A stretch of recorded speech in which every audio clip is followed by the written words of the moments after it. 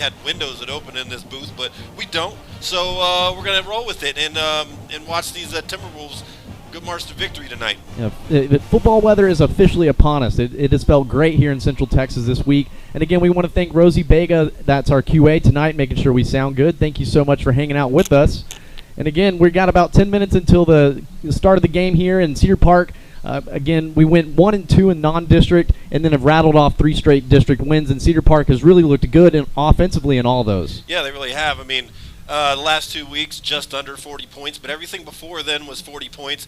A 2 overtime game, a 5 overtime game against some really tough opponents, and man, the offense has looked really good, moving the ball well against all of those guys, and like I said, able to put up 40 points a game, and so Glenn's going to have a lot to deal with tonight. And then again, David Cooper, the starting quarterback for the Cedar Park Timberwolves, coming off another great game, now has done 2 straight good games through the air. And then also the receivers for Cedar Park, all 3 receivers, Zane Claybrook, Noah Wallace, and Jonah Johnson, all had career nights last week in receptions and yards. Yeah, that was a wonderful thing to watch, and again, that's a testament of how well they're moving the ball right now. And Cooper is really distributing really well with everybody. He's getting touches to everybody. Yeah, so far on the season, Cooper is 105 completions on 157 attempts. He's got 2 interceptions, and those again came against Huntsville in 1 game. So he's been turnover free since.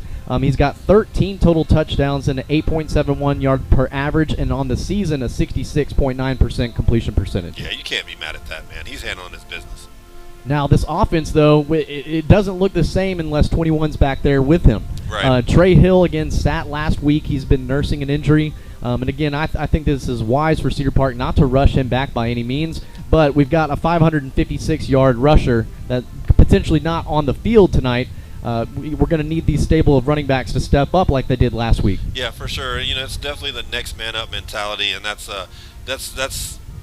Cedar Park's bread and butter right there, man. I mean, all throughout our history with them, the next man has stepped up. So expect that running back room to do the exact same. And they had great nights. They moved the ball well, and they're different kinds of runners as well. So it keeps the defense off balance. Yeah, Lucas Valoria was the starting running back for Trey Hill last week. Again, he's only a sophomore, and he finished with 16 carries. Check that. That was 14 carries for 68 yards and a touchdown. This offense, rushing the ball, has 986 rushing yards. So we're going to hit the 1,000-yard mark here tonight. Again, we had a team back, I believe it was Coach Hughes' first year, about 3 years ago, where we didn't even have a total of 1,000 rush yards at the end of the season. So for this team to already hit that mark, it speaks to the offensive line and how they're doing their job. Yeah, absolutely. That's a nice place to be, and a good you look at trends when you're in business, so yeah. We're trending in the right direction. Again, Cooper is the second leading rusher for this offense. He's got 43 carries for 213 yards, a 4.95 average, and about 35.5 yards per game. But Trey Hill, 113 carries, 556 yards, 4.36 yards, 4.92 average, and 92.7 yards per game, with 11 of our 16 rushing touchdowns. Wow. Insane. That's and again, great numbers. That's again with taking last week off and the previous 2 weeks before that, about the second half, he was not in those games. Again, through the air, Cooper has a lot of good targets. Zane Claybrook, Jonah Johnson, and Noah Wallace all had career nights last week. And again, Bowen Travis still not out there, and then Owen Renner is also done for the season. So it's a depleting receiving core, but those guys have stepped up as well. Yeah, they sure have. It's really nice when you have that, and it just shows the camaraderie and the family of this team. Yeah, Zane Claybrook has got 5 total receiving touchdowns out of the 13, and again, a good bulk of those coming in just the last 3 games. So look for him to get into the end zone as well tonight. But then this game is really going to depend on our defense. It really is. It really is. Glenn, they run a different old style of offense that you don't really get to see much. And generally when you see this kind of offense, you prepare for it that week, and that's pretty much all the time you have for it. So they run the wing tee, obviously, and it's going to be a lot of misdirection. It's going to be a lot of who's got the ball, who doesn't have the ball, and staying home in completing your assignment. Yeah, Cedar Park we had Timberwolf Night in America this past Tuesday. We had the linebackers out, and it was Coach Morrow and Coach Sanchez. And I said, follow the guards, guys. Follow the guards. They're going to take you to the action. Yeah. Again, this is a lot of misdirection, a lot of motioning. And again, they're not going to split it out and throw it deep, a lot throughout the game. But don't be lulled to sleep because they could hit you over the top. I saw that last week. I covered on Thursday the Liberty Hill versus Elgin game, right? And it was, Liberty Hill runs the slot tee, which is very similar, and they averaged 400 yards a game and threw for 40. And you know what? When they got comfortable, they threw the ball and he was wide open. Yes. So we definitely can't do that. Absolutely. And again, Cedar Park for Timberwolf Night in America, all the fans. Next week we're going to have the quarterbacks and the tight ends out for Timberwolf Night in America at Taco Palenque for Taco Tuesday. Again, if you're a student or faculty member, show your student or faculty badge and you'll get 15% off. Again, thank you to Gustavo and everybody over there at Taco Palenque for being our host for Timberwolf Night in America this season. We're going to go ahead and pay rent here a little bit early before we get on for the field for the national anthem and the coin toss. Again, this is the pregame show here on the Vype Live Network. Championship teams run on trust. They make smart decisions, attract great talent, and bring their A game every time. At American Bank of Commerce, we embrace this same championship philosophy. From first-name relationships to local decision-making to personalized service, we are the bank you can trust in the clutch. American Bank of Commerce. Let's win together. Equal housing lender, member FDIC. The Austin American-Statesman is a proud supporter of Timberwolves football. From Friday night lights to buzzer-beating shots, we've got you covered. Our dedicated high school sports team covers all the action in Central Texas. Sign up for our high school sports newsletter and stay informed with the latest news, in-depth analysis, and behind-the-scenes stories. Visit our website at statesman.com or download the Statesman app from the Apple App Store or Google Play today. Welcome to Taco Palenque, where the magic happens at this very moment. And especially for you. We know fresh food simply tastes better. That's why we start cooking your meal at the exact moment you place your order. For us, your order is not just another number. It's as unique and special as you are. Enjoy your meal. Taco Palenque, food in real time. Welcome back to Cedar Park football here on the Vype Live Network. Again, the Willard of Oz, Cecil Kokenauer, and Rosie Bega giving you the stuff here from John Gupton Stadium. Again, this Cedar Park team is undefeated in district and looking, actually, if they win tonight, they could punch their 18th consecutive playoff push for Cedar Park football. That's amazing. Yeah, and to be able to do it right now this week with only a couple weeks left, that's a great place to be. Again, Rouse is coming into this game. They went 2-1 in non-district, and then haven't won in district. So we're going to get on the field, it looks like, for the national anthem, and it's middle school night. So we've got the Cedar Park Middle School choir, cheerleaders, band, dance team. Everybody's out there. It's going to be a really fun night here for the Pink Out. But we're going to, I guess, get the captains on the field first. Cedar Park's wearing the all-black unis with the black helmets, and they've got all the pink spats on the cleats. But these jerseys, best in high school football. They're the biggest numbers by far. Easy to see, high contrast, easy to see who's doing what. Well, while we wait for the national anthem, we'll go ahead and give you the numbers on this matchup. Glenn is one of the 52 teams that have played against Cedar Park that has never beaten Cedar Park. That kind of blows my mind. We've only played them twice, but we played them in 23 last year. We won 17-10, and then the year before, we won 21-13. Cedar Park on average, total in the game is scoring 38 points, and again, Glenn 23 total points with 11.5 average per game.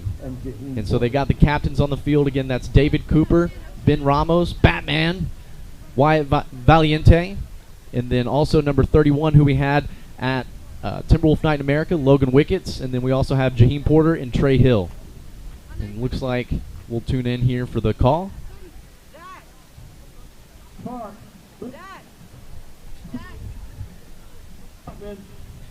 And Cedar Park I missed that call today. We're receiving. Did we defer and kick? I didn't see. I was working. I was trying to get this kid off the Yeah, we had a dad call. My dad senses were tingling there. So now we will go ahead and pause for the national anthem, sung by the Cedar Park High School and Middle School choirs.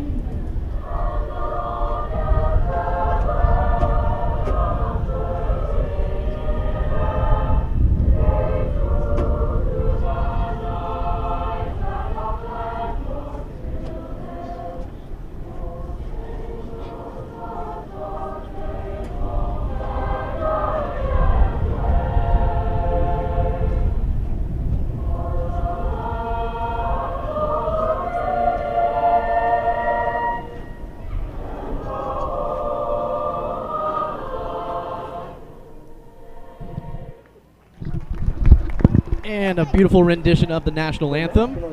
And that's how you get started here in Texas high school football. Again, this is the national sport of Texas. Texas high school football. So by the numbers again, Glenn so far on the season, they went 2-1 in non-district in those games where the wins were against Medina Valley 21-7, Coppers Cove they won 41-40, so put up a lot of points.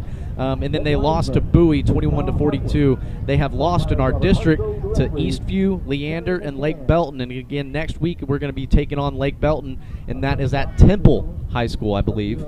And that's going to be they got good cuisine. Oh yeah. Up in that booth. Nice. Usually it's a potluck, so that Okay. one's off the hook usually. I like that. So it looks like we are going to be starting with receiving.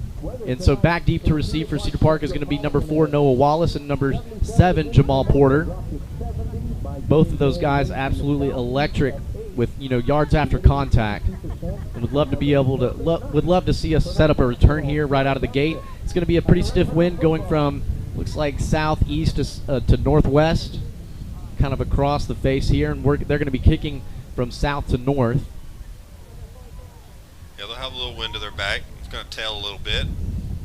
But an opportunity for us to see this high-powered offense for Cedar Park, right out of the gate. And again, just going to be looking for number 21 and seeing if Trey Hill's going to start in the game for Cedar Park. This is another game in district where, you can almost throw record books out just because these are rivalry games with the schools being so close. Glenn is the newest high school in Leander ISD that has opened, but these are all Whataburger bragging right games of being so close. But again, this is a game I might even think about sitting Trey Hill if he's not 100%. Right. Yeah, make sure he's well when he comes back. Definitely want to get some shout-outs. Go ahead and pour them in. So let us know where you're listening in from and who you're listening in for at josh@LoneStarFirewatch.com. And getting set to kick it off for the Grizzlies. Looks like that was 29. And that is Evan Blair. It's 89. 89. This one's kicked. It's going to be Noah Wallace. It goes over his head in the end zone for a touchback. So Cedar Park will set up camp at 1st and 10 at their own 25. Good field position to start us off. And again, I want to see Cedar Park get off to a fast start. But got to work the passing game and stretch this team deep. We have receivers that can get open. Yeah, absolutely. Even with the depleted core, we can still stretch the team out, stretch the defense out, and hit shots downfield. And it does look like Trey Hill's out there in the huddle, but I don't think he's going to go in. He does come back to the sideline. So starting is going to be number 29, Lucas Valoria, who's had himself a great, he's really stepped up into that spell back role and now in the starter role. Cedar Park's on the right hash with a bundle trips formation on the left side. A man in motion, that's Claybrook. They're going to give it to Valoria right up the middle, and not much going there. He gets forward progress. They'll give him a yard. Yeah, not much doing up the middle there. But a nice little probe of the defense, seeing what they're going to do.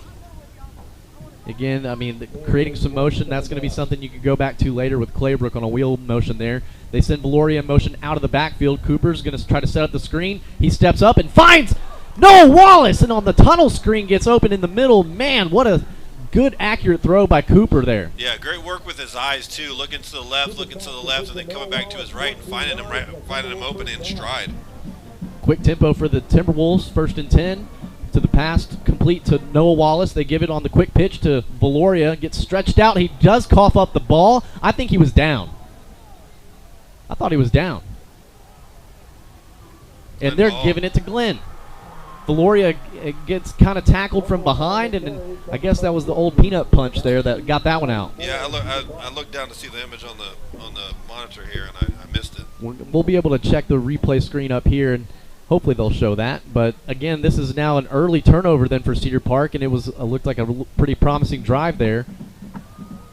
So 1st and 10 Grizzlies in Cedar Park territory, in the plus territory at the 44-yard line. Great field position for the Grizzlies. Yeah, and a test, quick change of possession, test for the defense here, and they like to come up to the line late and snap quick. So there's the man in motion. They give it to the running back or the fullback right at the middle. He runs it into some thick and bounces it outside. Gets a nasty stiff arm. Tackled out of bounds hard there by number 24, Grant Fuller. But a big gainer for Glenn. They're knocking on the door. Actually, they're at the red zone. They're at the 20-yard line. Gain of 24 yards. Already, that's a big hit. That's right there is what makes this offense dangerous. So we'll get the ball carriers' numbers here in just in a moment. But we were down on the field for the pregame. Some of the dudes from the Grizzlies are big dudes. Yeah, they got some size, some real size in there. They split a receiver way out there. That's number 5, Cooper Johnson. Quarterback runs, hurry quickly to the line. 29 in motion. Ball carriers number 23. Quarterback keeps it, actually. This team, you got to watch them. Number 13 is the quarterback, and he kept it on that. Dakota Dubelbis. Oh, man, that's a tongue twister there. I'm from North Carolina, folks. Forgive me. But again, number 13, quarterback keeper. And is there a flag down? I didn't see it. They're acting like there one is. Where's the white hat? He's over there getting an earful from the Glenn coach. I didn't see where that was. Again, there's this offense it's in tight. They're doing these quick motions and they snap it very quickly. Yeah, but they're still talking to him like they're gonna. Here we go, down for the call.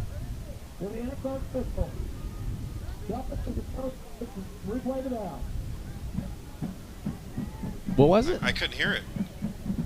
It was choppy, and then the coaches next door were loud. I didn't hear it. Yeah, something. I guess we're going to replay the down. That's interesting. We'll get Brad Cohn over at halftime stats and stuff to figure that one out.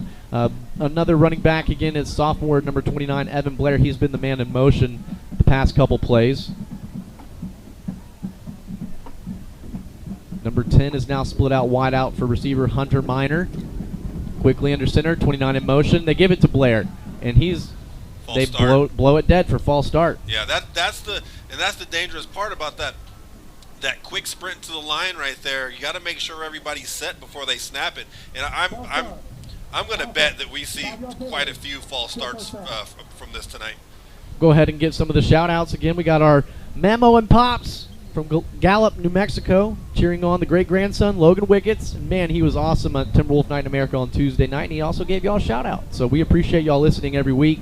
Also, we want to give a shout-out to the Timberwolves from Chris and Dwayne Bungo from Wimberley, Texas. Listening in for Mr. Brock Bungo on the offensive line. He's done himself a great job here this season.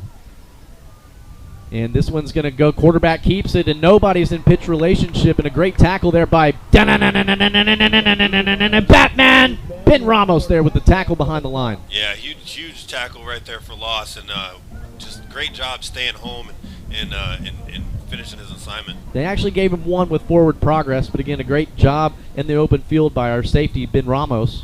So 2nd and 14, 9:43 to go here in the first quarter. And again, Cedar Park started with the football, but an early fumble by Lucas Valoria gave the ball back in Cedar Park territory, so Glenn looking to capitalize with some points. They quickly get to the line. They give it to number 4. He's trying to navigate, and my goodness, he gets almost all those yards for the first down, but he gets stopped just short. It's going to bring up 3rd and 1. Down to the 11-yard line. So this is going to be the first 3rd down attempted by Glenn. 9 minutes and 10 seconds to go. And again, this offense just not throwing it. They're going to run this clock out pretty quickly. Got to take advantage of each possession. Yeah. Ripping, scratching for the ball, and he trying to create turnovers every play. So quickly to the line. Again, 13, quarterback Dakota. He's going to give it to the fullback, it looks like. Or does he keep it? Man, this is, you try to figure this out if you're down there on the field, folks. It's going to be tough, and again, you don't get a lot of time to game plan it. Looks like there's an injured Grizzly down on the field. They do get the first down, and that looks like an offensive lineman. So we'll go ahead and take a quick commercial break again so they can tend to the injured Grizzly. Glenn now, 1st and goal from the 9 with 8:41 to go here in the first. We'll take a commercial break and be right back with more Cedar Park football on the Vype Live Network. Introducing Kyle Foppe and broker Topher Rogers, your Move Smart Pros real estate team. Kyle and Topher are Cedar Park residents and local real estate experts. Move Smart helps neighbors get the most from the sale of their home through a smooth transition and help home buyers find their next home at the right price. More than just helping you buy or sell, they help you make smart real estate decisions to achieve your short and long-term goals. Look them up online at MoveSmartPros.com. Primerica Financial Services has been committed to helping families save and invest for their futures since 1977. Through PFS Investments Inc., Primerica's broker-dealer, they show people how they can achieve a better financial future by helping them learn our How Money Works concepts. With approximately 2.5 million. Sorry about that, folks. We're going to cut that short as the teams are back on the field. Good to see the Grizzly off under his own power. And so knocking on the door now, 1st and goal. Clock runs. It's at 8 minutes and 30 seconds. Play clock is at 15 seconds now. 1st and goal from the 9. Quarterback number 13, Dakota, gets to the line. Again, the slot T. Looks like they give it to number 4 onto the run to the outside on the right and gets tackled, looks like, by Ben Ramos again. Stopped for a gain of 4. 2nd and goal. Yeah, great stop right there, and just forces another play and makes them keep working. Gives the defense another chance. A stop here would be amazing. If we can hold them to 3, that would be spectacular. That was Keaton Gordon, the ball carrier for the Grizzlies, number 4. Looks like he's got some good breakaway speed, but Ben Ramos has been all over it. 2nd and goal from the 5-yard line on the right hash. Quickly to the line they come. Looks like they've got got flanker backs on either side with a fullback. They give it to number 23, and he's going to be stopped, J.J. Ortiz, right at the line, and that was 32, Luke Worley with the stop. Yeah, you got another one down there, too, waiting for him to turn around so I can see the number. Looks like defensive lineman 98. I believe that would be Brooks Brufard, 99. 98 not on our roster. 99 then, yeah. And great job, though, gang tackling and Lucas Worley. That's what we need from this 3-4 defense. We need these defensive linemen to match up on these offensive linemen so our linebackers can clean it up. And they do a good job there. And we've got an opportunity here. 3rd and 5. 3rd and goal from the 5. Flanker back on the left. Man in motion from right to left on the orbit. And they plow it into the end zone. Number 23, the fullback, J.J. Ortiz, converts on the 3rd and goal for a Glenn touchdown. Yeah, just pushed it into the end zone and converted for 6. And they show the swinging gate formation, and then they do the platoon switch. And I'm telling you, this is not a team you can sleep on. I mean, they've got some size down there, and everybody wants to play their best when they play against the Cedar Park Timberwolves. Especially at the gut. 6:58 to go here in the first quarter, so about halfway done with the first. And Glenn takes a 6-0 lead with number 89 on for the extra point. And the kick is up. It is good. 7-0 is our score here, and Cedar Park looking now for their second possession. Let's see how they respond after their fumble, and we'll find out more. This is Cedar Park football here on the Vype Live Network. The Austin American-Statesman is a proud supporter of Timberwolves football. From Friday night lights to buzzer-beating shots, we've got you covered. Our dedicated high school sports team covers all the action in Central Texas. Sign up for our high school sports newsletter and stay informed with the latest news, in-depth analysis, and behind-the-scenes stories. Visit our website at statesman.com or download the Statesman app from the Apple App Store or Google Play today.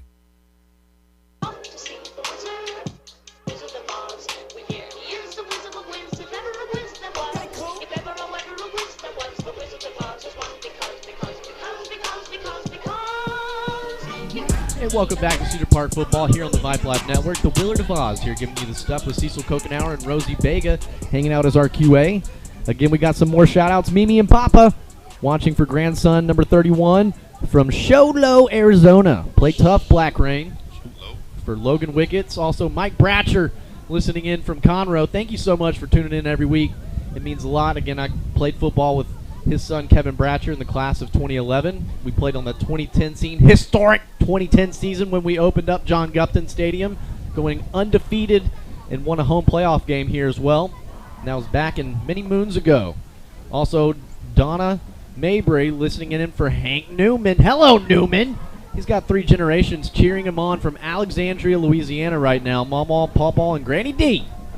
This one goes over the head of Noah Wallace, so another touchback for the Timberwolves, where again they started off, they only had 3 plays before they fumbled it, and it was a great tunnel screen that moved the chains for the Timberwolves. Love to see them get back into the passing game. Yeah, for sure. Just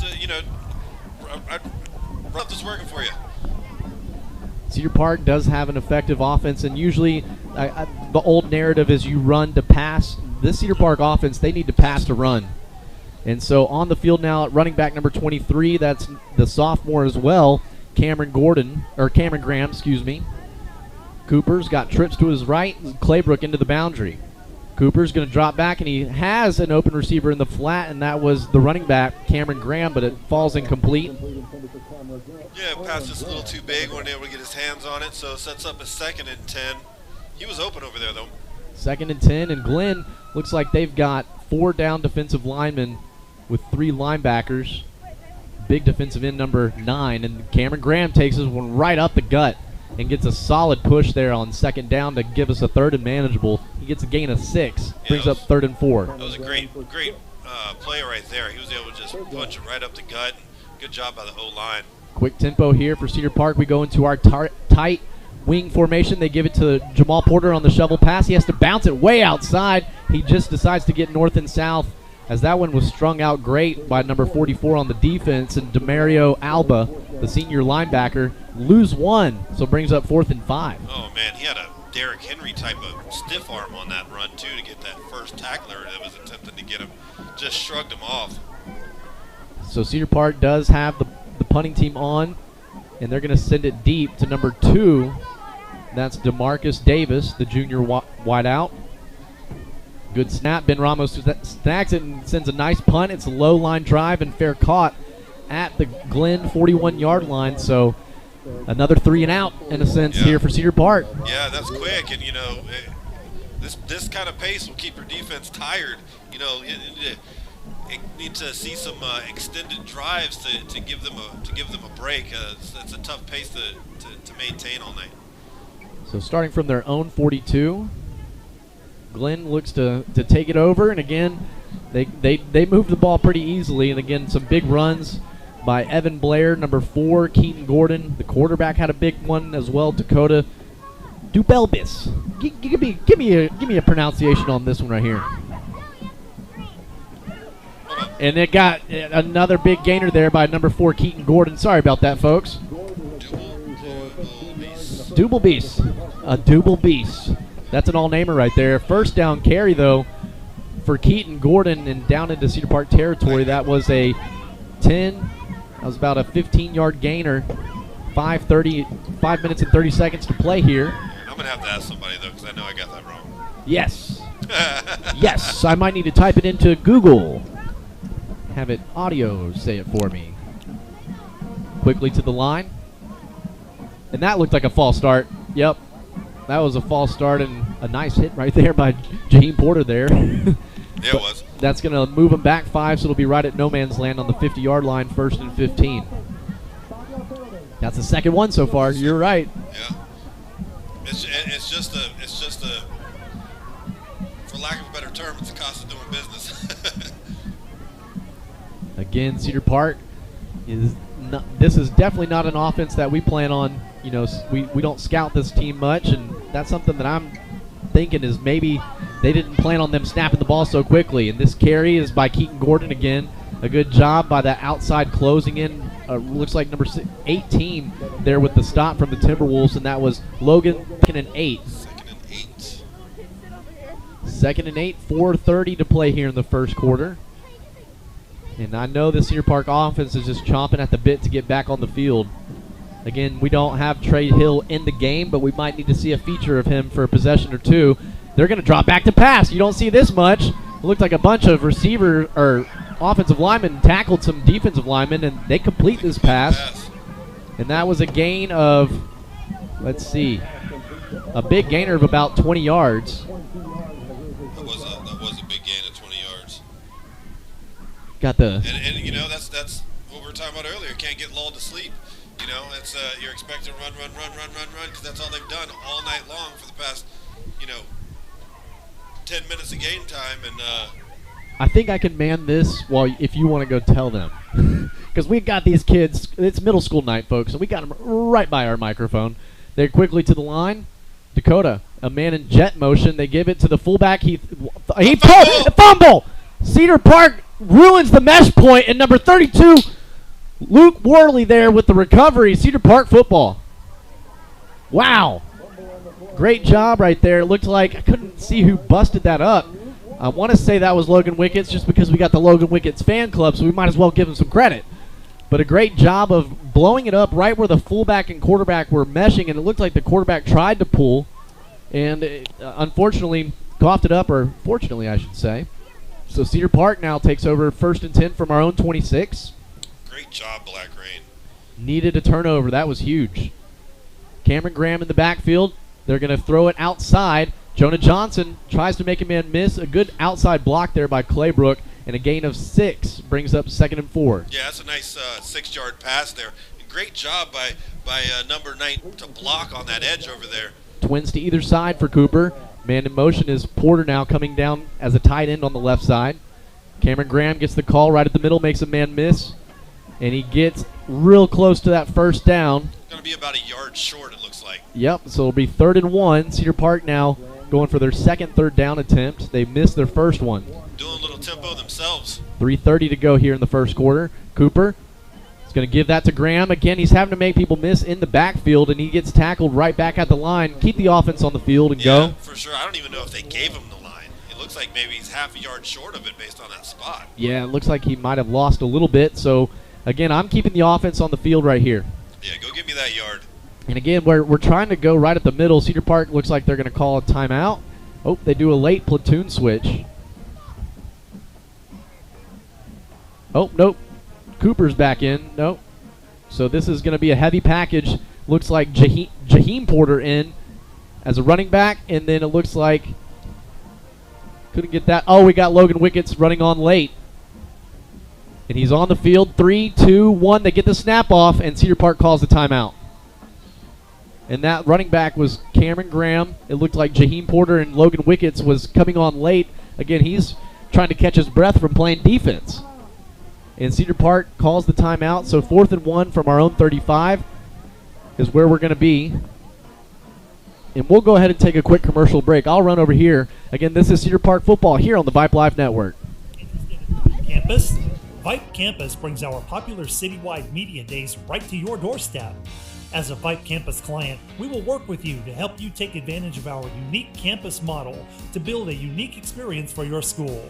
From media day photo shoots of all your athletes to game day coverage, broadcasts and live streams, video and digital content, hype videos, the Vype U program, same day graphics, and of course your very own campus magazine. Back in the action here. A little quicker. Cedar Park may try to make him jump off sides. Yes. Gets the snap, hands the ball off, right up the middle for a 1st down. Great hard run right up the gut by the running back. 1st down, Cedar Park.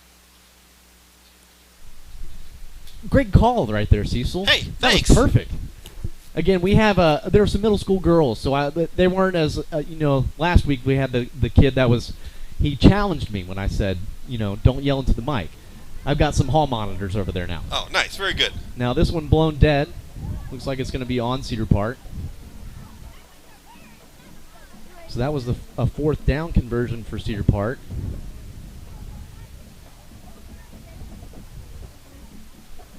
Got my makeshift chart going on that. We're 0 for 2 on third, and actually they're just going to reset. 2:15 to go in the first. Back to pass.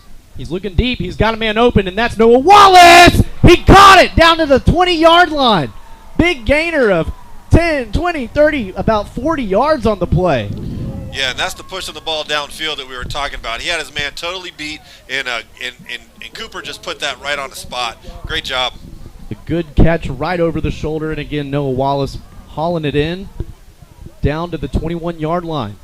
Ball on the left hash. Twins receivers right with the H-back. Porter on the right side. They throw it out to Jonah Johnson, and he got blown up.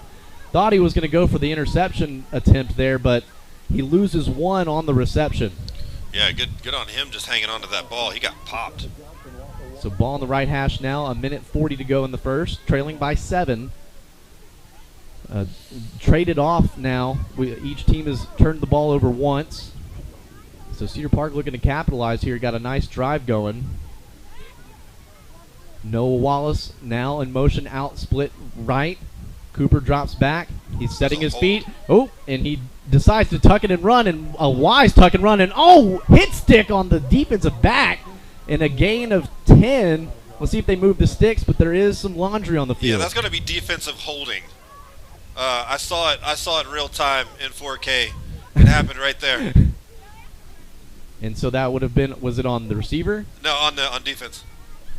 But who was he? Oh, yeah, on the receiver, yes. Nice. That would have been Noah Wallace, who just caught the big gainer down here. Holding on the defense. Number 44 from the Grizzlies, and that's Demario Alba. And so now Cedar Park is going to have first and goal down to the 7-yard line. Great field position here for Cedar Park. Let's punch it in for a touchdown. Runs the clock. We're at 1:10 to go. Cameron Graham in at running back with Porter on the right side of the line as an H-back. Cameron Graham hits it hard. Oh, my goodness. He's in the end zone. Cedar Park punches it in with 1 minute to go in the first. Oh, my goodness, that was a stout run. He hit that hole hard. Yeah, there was no hesitation on that, and he hit the high gear immediately. A great job finishing that run forward into the end zone, and now Ben Ramos on to tie the game up here with the extra point attempt. The hold coming out of number 10 from the Timberwolves, Jacob Ben Ryan.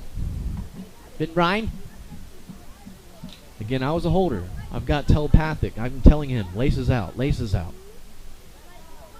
Good snap, good hold, and they almost got home on that block attempt, but it's through the uprights. We're all tied up here at Gupton Stadium, 7-all, and Glenn is going to be set to receive when we come back from this commercial break. Cedar Park football here on the Vype Live Network. Financial Services has been committed to helping families save and invest their futures since 1977. Through PFS Investments Inc., Primerica's broker-dealer, they show people how they can achieve a better financial future by helping them learn our How Money Works concepts. With approximately 2.5 million client accounts, they offer the best solutions designed to help families achieve their financial goals. With Primerica, no client is too big or too small. Call them at 512-981-7807 or visit Primerica.com. Introducing Kyle Foppe and broker Topher Rogers, your Move Smart Pros real estate team. Kyle and Topher are Cedar Park residents and local real estate experts. Move Smart helps neighbors get the most from the sale of their home through a smooth transition and help home buyers find their next home at the right price. More than just helping you buy or sell, they help you make smart real estate decisions to achieve your short and long-term goals. Look them up online at MoveSmartPros.com.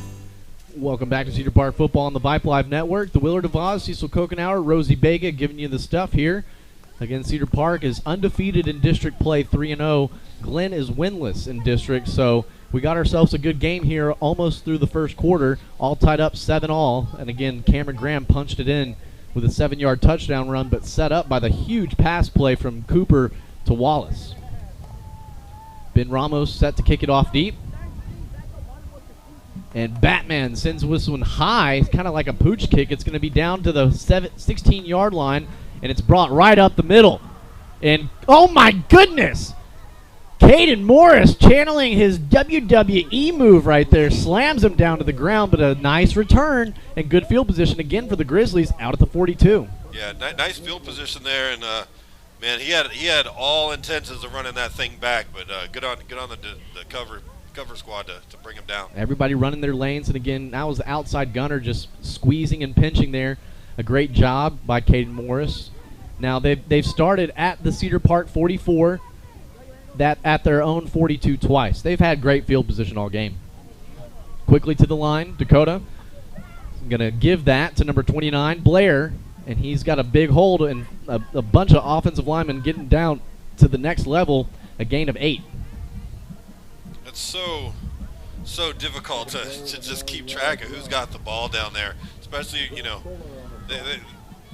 the whole thing predicates on the fake. Yes. And if you're not following and staying home to your assignment, man, it's gonna be a long night.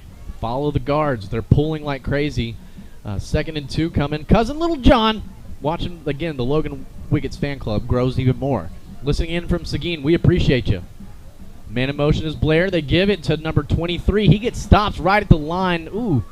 He fell forward. I don't think he fell forward for 2, but they're already motioning for the first down. Yeah, they're giving him the first on that. That looked like a little close to me. That was J.J. Ortiz, the ball carrier. Again, he had the Glenn touchdown earlier on 3rd and goal from the 5. 1st and 10 inside Cedar Park territory at the 48-yard line. That's the end of the first quarter. All tied up here, 7-all. We'll take a quick commercial break and be right back with the 1st and 10 for the Grizzlies here on the Vype Live Network. Interested in Vype Campus? Vype Campus brings our popular citywide media days right to your doorstep. As a Vype Campus client, we will work with you to help you take advantage of our unique campus model to build a unique experience for your school. From media day photo shoots of all your athletes to game day coverage, broadcasts and live streams, video and digital content, hype videos, the Vype U program, same day graphics, and of course your very own campus magazine, Vype Campus is truly whatever you want it to be. Email info@vypemedia.com to find out how to join Vype Campus today. Welcome to Taco Palenque, where the magic happens at this very moment. And especially for you. We know fresh food simply tastes better. That's why we start cooking your meal at the exact moment you place your order. For us, your order is not just another number. It's as unique and special as you are. Enjoy your meal. Taco Palenque, food in real time. Let's go, T-Wolf faithful. Let's get the black rank going. We need him right here. 1st and 10 for the Grizzlies here starting the second quarter at the Cedar Park 48-yard line. And quickly to the line they come. They got 2 running backs in the backfield. They give it on the end around. It makes a nice spin move and wrestled down to the ground. Looks like number 22, safety from Cedar Park, Hayden Hollander, brings them down, but a gain of 5. Brings up 2nd and 5. And that ball carrier again was number 29. Made a nice spin move there, Evan Blair. He's a sophomore. Number 23, J.J. Ortiz, a junior. The quarterback, number 13, is a senior. And then Keaton Gordon is a junior. So, again, this is an offense that's getting a lot of rushing yards already, and they're going to return next year, too. Quickly to the line. Same formation. They're going to give it to Keaton Gordon. He's got a nice hole there. Almost closed the gap there, but not until they were able to get the first down, a gain of 5. So 1st and 10 Grizzlies moving the ball. I mean, they've got to be at around that 5 to 7 yards per carry. Sure, it's so deceiving. So taking some time here on this play. A minute gone by here in the second quarter. Yeah, and it's tough too because it eats so much clock. That's why you have to take advantage of every opportunity, Each possession. Yeah, and that was crucial for Cedar Park punching it in on that touchdown. Again, we traded turnovers, so now we got to find a way to get another one. 1st and 10 at the Cedar Park 38. Man in motion is Blair. They give it to him again, but that's going to be stopped. That should be a loss. That's going to be a loss of 1. Brooks Buffard there first. Yeah, great job. Great sack right there. Great Buffard just busted through that line. Great penetration. Found the ball carrier. Stayed at home. Blew it up. Great stuff there from Buffard. Again, a junior defensive end for Cedar Park. talked about, starting his first varsity game against Harger Heights and then the win against Vandergrift at Timberwolf Night in America. I love those shows. Get to know these players. Make sure you come out Tuesday night. They're going to give it to Blair, and that one's stopped behind the line, but we couldn't wrap him up. Number 46 was there. A nice peel-back block by the quarterback. It's reversed all the way. Let's see what they call a bad blindside block. They're going to call that a blindside block right there, and that's going to come back. I don't know. I mean, I want to know the rule, like the letter to the law on that, because his head was turned. But he wasn't looking. But the football player in me makes me believe that should be a clean hit. Right. But well, it used to be when you played football. It used to be, but I think ever since that. Yep. Oh, man. And I know that, the coaching staff, that's hard to get mad at, but it's a big one because that was going to, potentially be a busted play turned into something great, but now it's, brought back 15 yards. Yeah, that was. That's a big loss. What did we used to call that? The decleater? The decleater. Oh, yeah. You remember when Hutto had that receiver just absolutely annihilate a kid, and that's when I think they put that rule into effect.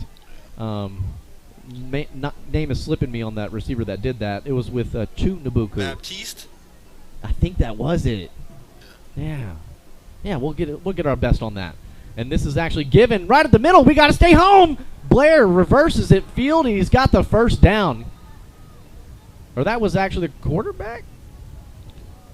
29. 29. Okay, yeah, there he is. Quarterback's he's out there leading again, blocking. He's got a lot of tenacity, but again, ball carrier was Evan Blair, and they get almost all that yards back. They're now at a 3rd and 8. That's so tough. You get a great.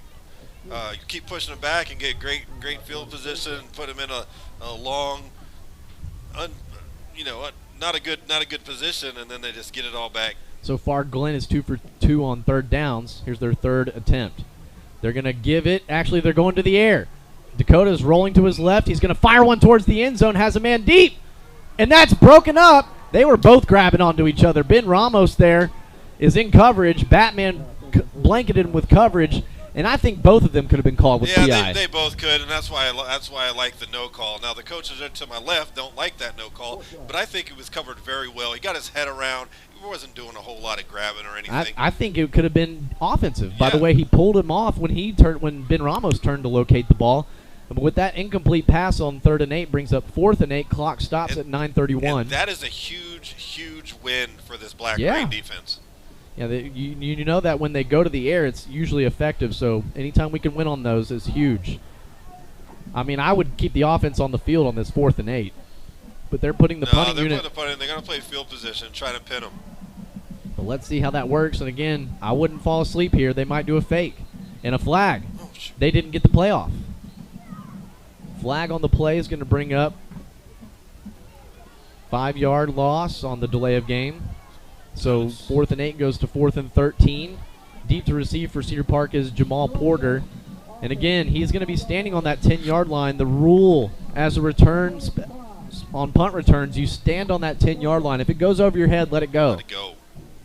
And I love it when return specialists, they try to deceive the coverage team by, if it looks like it's going to go right, just past you, go the opposite way and act like you're going to fair catch it. The punter standing right on the 50. And we get there almost. Oh, man, that was so close. Number 46 almost got home. Peter, get away. And Cedar Park is going to take over 1st and 10 from our own 13. Great job by the Black Rain. They got a turnover, and then it forced them to a punt there. Yeah, great job, man. Man, that was so close. I almost got that block right there. That would have just made this crowd become But Cedar Park moved. I think they're moving the ball with ease now. Let's keep to the air. And again, Cameron Graham punched it in there when the field got short. 1st and 10 on the right hash. Cameron Graham back in at running back. Twins to the left. A solo receiver is Wallace in the boundary. They're riding that mesh out. Now Cooper's rolling out to pass. He steps up in the pocket. Spins out of a tackle. He's running now, escaping. He's going to run for it. Tackle made, and number 44 there. Swings him down, but a gain of 11, a 1st down Timberwolves. Yeah, that moves the chains. Man, what a gritty play right there by Cooper. Keeping his eyes downfield, but also being able to shut off some would-be tacklers and pick up the 1st down. A good tackle, though, by number 44. When he swung him down, it looked like he kind of got his face mask right in the middle of Cooper, so we'll like to see how that shapes out. Pocket breaks down, and he's not able to escape this one. Tackled behind the line for a loss. That's a big one, a loss of 6. And that was by that was the linebacker. I can't just cheat over a little bit for me, brother. I'd like to give you some credit. But that loss of 6 will bring up 2nd and 16. 6? I believe so. And that would be Josh Vincic. Hey, Josh. 2nd and 16. Cooper drops back. Got him wide open. Steps up. Oh, he never let go. He got blindside hit from the back. Number 90. Ouch. He just delivered that football, and you're right. He had him, his man, if he could throw him open on that one. And that falls incomplete, so it brings up a big 3rd and 16. Big 3rd and 16. That's to be a huge first down and give some space. Otherwise, we're punting from pretty deep and going to give Glenn some good field position afterward. Cedar Park 0 for 2 on 3rd downs. This is our 3rd attempt. Got 10 seconds on the play clock, taking a lot of time to get this play in. I think Cooper's feeling those last 2 hits. Cooper drops back. Here comes the pass rush again. He just fires one down the field, and it looks like the receiver might have ran the wrong route or miscommunication. But I think Cooper's he's nursing a shoulder right there. He took a shot on that incomplete pass. Yeah, he did. He's not feeling great, and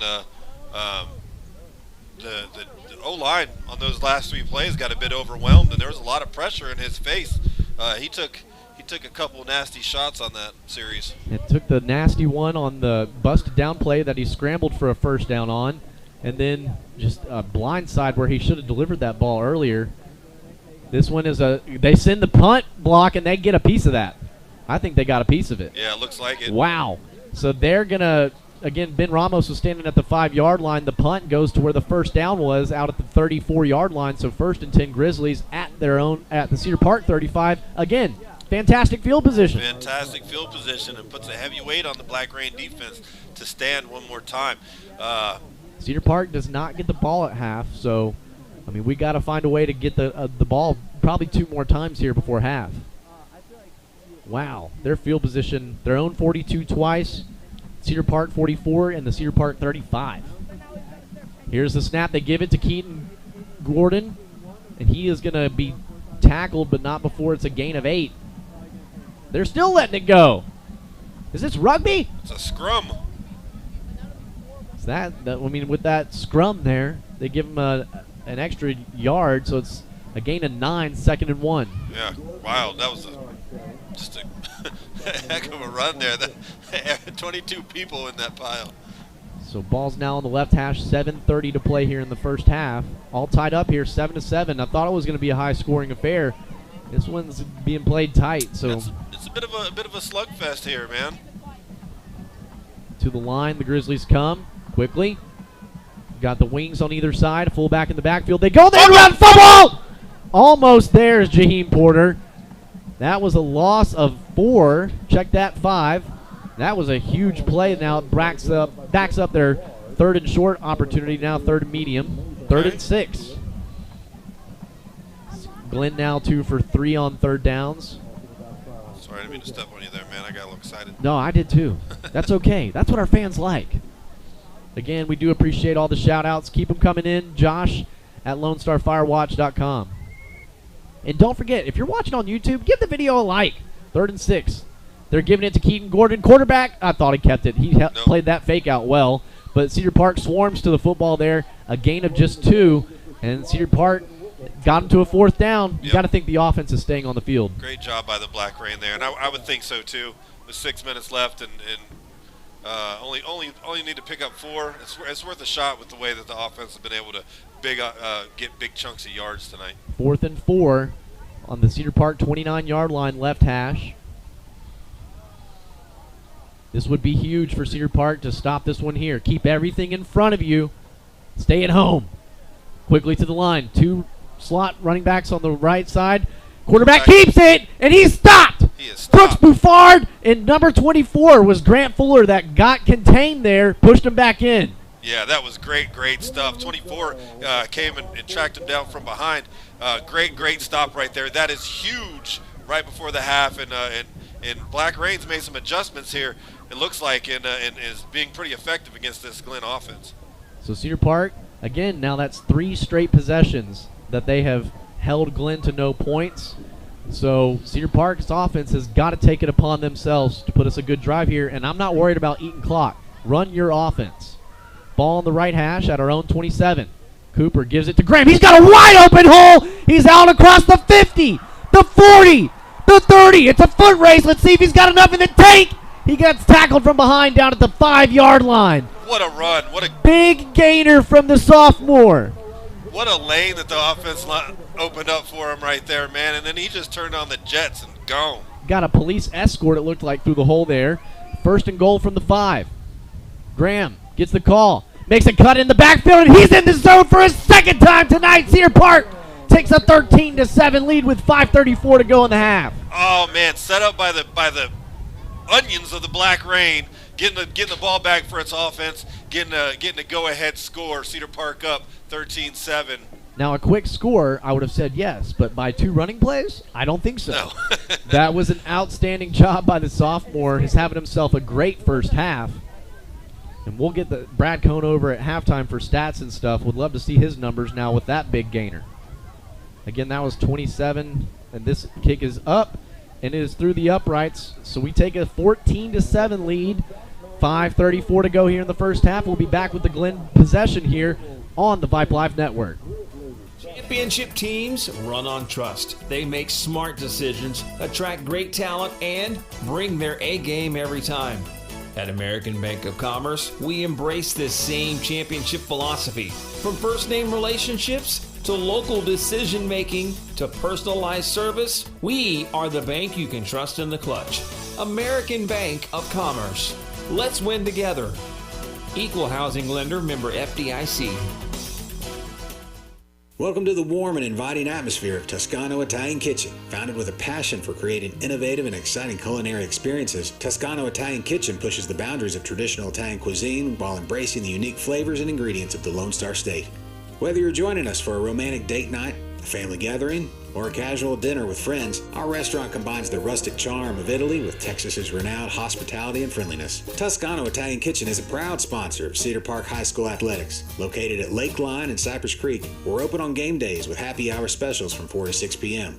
We also offer catering for groups of 10 to 1,000 and a private dining room for parties and gatherings. So whether you're a fan of traditional Italian dishes or eager to explore the creative combinations of our Italian with a Texas twist menu, we offer something for everyone. Come and experience the fusion of 2 culinary worlds in the inviting and welcoming atmosphere of Toscano Italian Kitchen.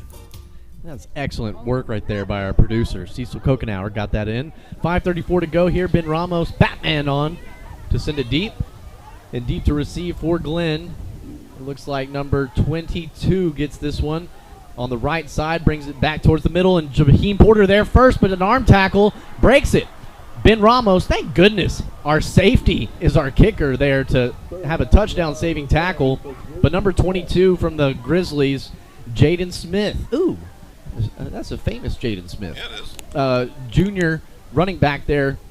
Again, great field position, but the last 3 possessions hasn't mattered. Right, because the Black Rain has stepped up and gotten a couple stops. Going to ask him to do it one more time here, just before the half. Yeah, if we can get him, if we get another stop here and we get an opportunity to go up by the unmentionable stat at halftime, that would be huge. Huge. 1st and 10 at the Glen 45 on the left hash. To the line they come. And this is a lot of deception there. They give it on the left side, but everyone stayed at home there. Great job from Cedar Park. They get a gain of 2. Careful there. Got some chippiness. Got some chippiness down there. I think they're clapping like it's going to be on Cedar Park. Yeah. That'd be a big 15-yarder. It looks like it. Number 32 is getting in the mix down there and scrapping with one of the Glen players. Got caught. And that would be Luke Worley. And he is standing right next to Coach Q, getting an earful. And so that big penalty, it was a 2-yard gain, but now it's A big 15-yard penalty into Cedar Park territory at our own 38. 5-12. Oh, 5-1-2 on the clock. Love that. Again, this is one of the finest high school football venues here at John Gupton Stadium. To the line, the Grizzlies come. Snap it. They give it to Keaton Gordon. On the left side, he cuts it back towards the middle of the field, and a great tackle there, Ja'Cory Sims. Goodness gracious. Wrestled him down, and Keaton Gordon gets enough for the first down, but that was a vicious tackle there from the sophomore. It was, and he had to navigate around the official in order to make that tackle. Excellent job by him. I mean, that was a touchdown-saving tackle with that cut back. 4:45 to go here in the half. Eating some good clock here from Glenn. Again, Cedar Park, we only needed 2 plays, though, to score. 1st and 10 at the Cedar Park 27. To the line they come, 2 men in the backfield. They give it on the, it was on the reverse, or we called it a dog action, and he gets all the way down. Does he score? Looks like he's in. No, yep. They call him in, and that was number 2, DeMarcus Davis, the junior wideout, with the touchdown. And that was, again, like Cedar Park does their quick pitch underneath, where it goes the opposite way, flows everything to the left, and came back right. And that one, he just got lost in the mix. So Glenn with the chance to tie it here on the extra point with 4:22 to go before half. So we do get another possession. A lot more clock than I thought we were going to have. Sure. Extra point again coming from number 89. Again, he's not on our roster from Glenn. Hold is from the quarterback, number 13. He gets it on the tee, almost got home with the block. And we're all tied up here with 4:22 to go here in the first half. Cedar Park has an opportunity to respond. We'll see how they do here right after the commercial break. Cedar Park football on the Vype Live Network. Championship teams run on trust. They make smart decisions, attract great talent, and bring their A game every time. At American Bank of Commerce, we embrace this same championship philosophy. From first-name relationships to local decision-making to personalized service, we are the bank you can trust in the clutch. American Bank of Commerce. Let's win together. Equal housing lender, member FDIC. The Austin American-Statesman is a proud supporter of Timberwolves football. From Friday night lights to buzzer-beating shots, we've got you covered. Our dedicated high school sports team covers all the action in Central Texas. Sign up for our high school sports newsletter and stay informed with the latest news, in-depth analysis, and behind-the-scenes stories. Visit our website at statesman.com or download the Statesman app from the Apple App Store or Google Play today. There we go. Welcome back to Cedar Park football here on the Vype Live Network. The Willard of Oz getting some Huey Lewis on the break music from Cecil Kokenauer. That's a jam. That's to my father, Pops, Randy Willard. He's a big Huey Lewis guy. Shout out Pops. He's listening here. He's actually making the trip over to Liberty ILO, 3A school out in Texarkana, to go watch my brother coach. He's got himself a good game tonight. That will give some score updates here at the halftime. Deep to receive is Noah Wallace and Jamal Porter. We need a good return here. Again, Cedar Park has been starting at our own 25 pretty much all game. And this one's going to be a high pooch kick. We'll see how we respond.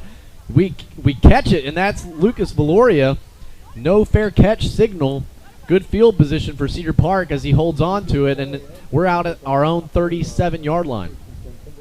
Yeah, pretty good field position. It's kind of a bit of a pooch onside right there. That's a nice field position. I mean, if we could break one off like we did last possession, solid. Great job, though, by Valoria there.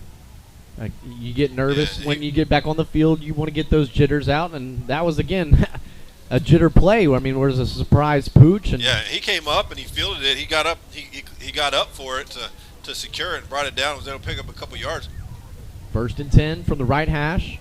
Cameron Graham in the backfield with Jamal Porter, the H-back on the left side. Noah Wallace, the solo receiver in the boundary. Cooper, play action. They're going to fake the screen. He's going to take a shot to Claybrook down the sideline. And that, I don't think he ever turned around and looked at it, but I don't think there was as much contact. I think he did a good job keeping, staying away. Yeah, I don't know that it would have been PI, but maybe he ran out of bounds first on his own and then touched the ball. So 2nd and 10 off the incomplete pass. Same formation, just Porter bumps from left to right. Graham gets the call up the middle again and gets dragged down. Drags the tackler a couple yards. And that'll bring up 3rd and 7. Gain of 3 on the play. We're under 4 minutes to go here in the half. Clock's still ticking. I'm going 2 plays for 7 yards For here. sure. We don't want their offense back on the field for as long as possible. Graham in motion out of the backfield. They're going to fake the screen to him. They're going to try to set something up, and it's a busted play. Cooper's trying to navigate some receivers, and he's got a man open. Wallace on the sideline.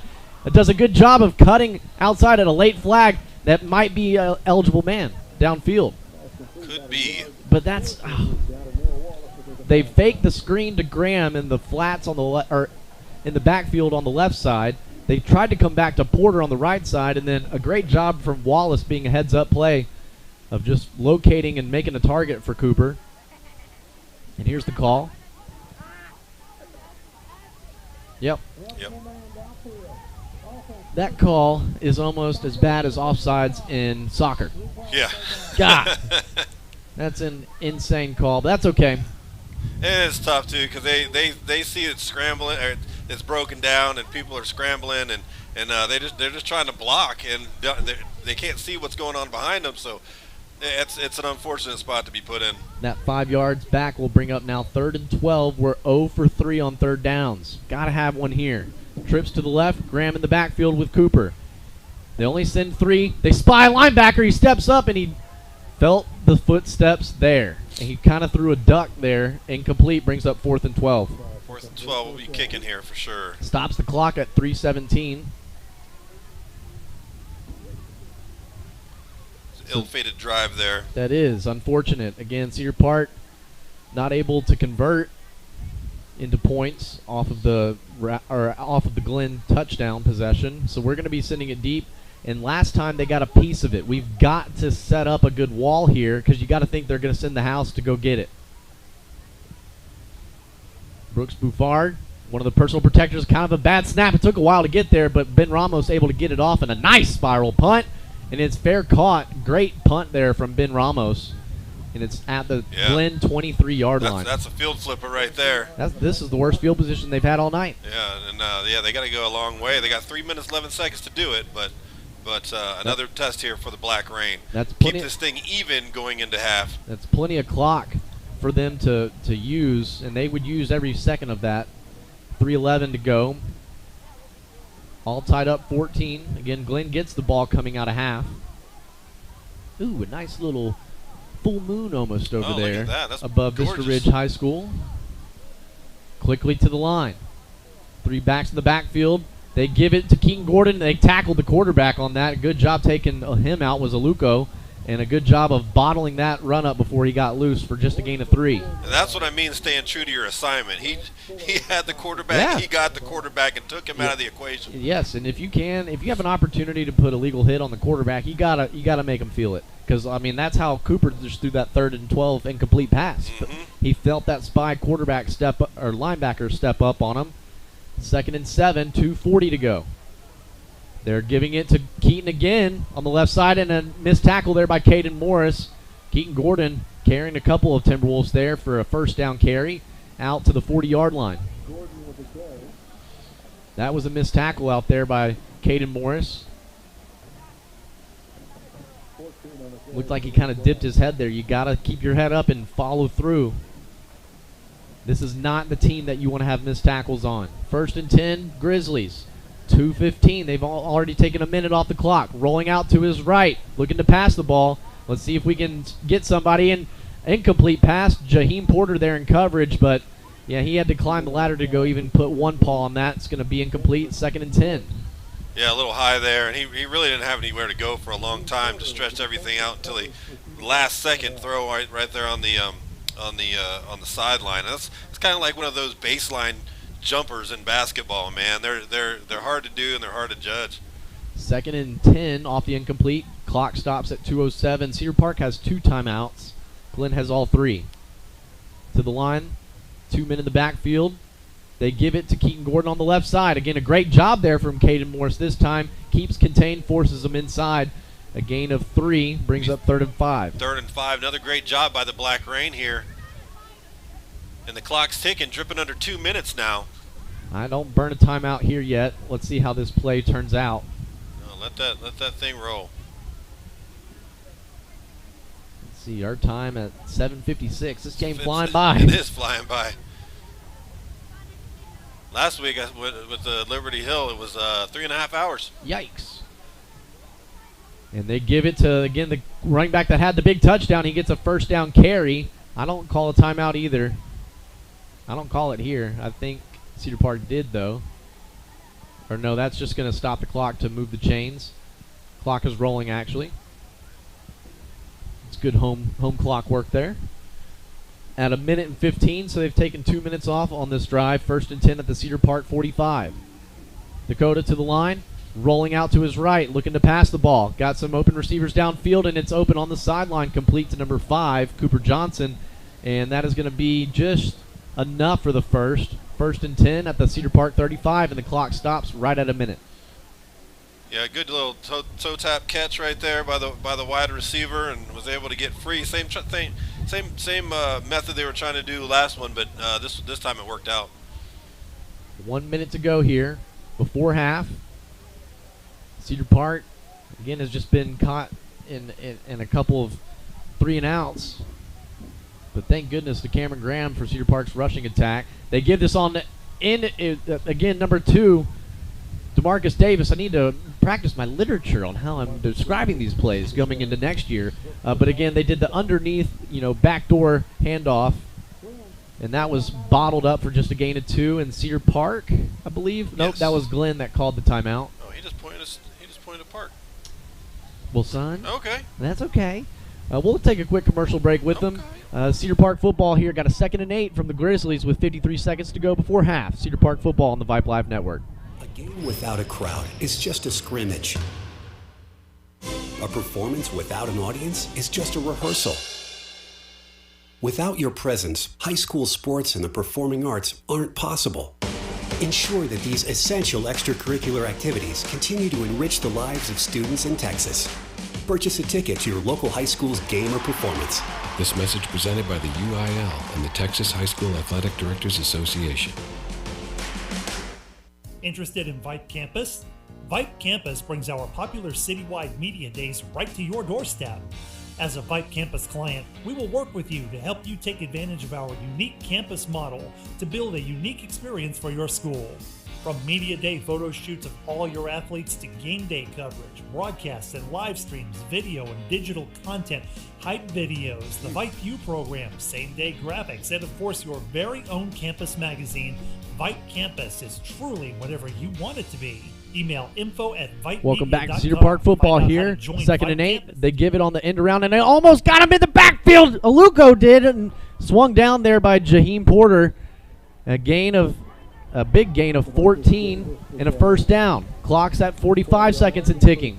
2 timeouts each team. 2 men in the backfield. Dakota, that's a false start. False start on the clocking it play. They took off an extra 10 seconds before they clocked it. Yeah. So they're going to back up 5, and the line of scrimmage was the 21, so it'll bring up 1st and 15 from the 26-yard line. And Cecil, in the break, we were just talking about just how many offensive plays. Cedar Park has only ran 24 offensive plays now to their 36. As a former offensive guy, that means good for film day tomorrow. It's not a lot of film to break down. Right. But at the end of the day, it's not a lot of good film either. With just the 3 and outs that we've had on the offensive side, we've got an offense that can strike from anywhere. And again, we just got to get into a groove, get some of these 3-step easy completions for Cooper, as he took some shots there earlier in the second quarter. Yeah, let him get the ball out of his hands quick, so he's not feeling that rush as bad. It looked like Glenn called a timeout, so they've got just 1 left. They're looking for points. The Cedar Park cannot give up a point here. We even do a field goal. We can't let them up and let them go into half on top of Cedar Park. Again, this is a 0-3 district team. They went 2-1 in non-district, had a good win 41-40 over Coppers Cove. So they got an offense that can keep up. But Cedar Park, they're It's like they play up or down to their competition each week. God, it's very Texas-esque. Yeah. Hook 'em, baby. We got Georgia in town. You do. You do. I hope that's a UT win. Me too. I don't root for them very often. 1st and 15, Glenn from the right hash. 37 seconds to go.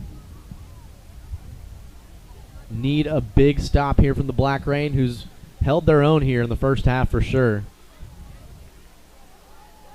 Got 2 receivers split way left. That's Keaton Gordon and number 5, Cooper Johnson.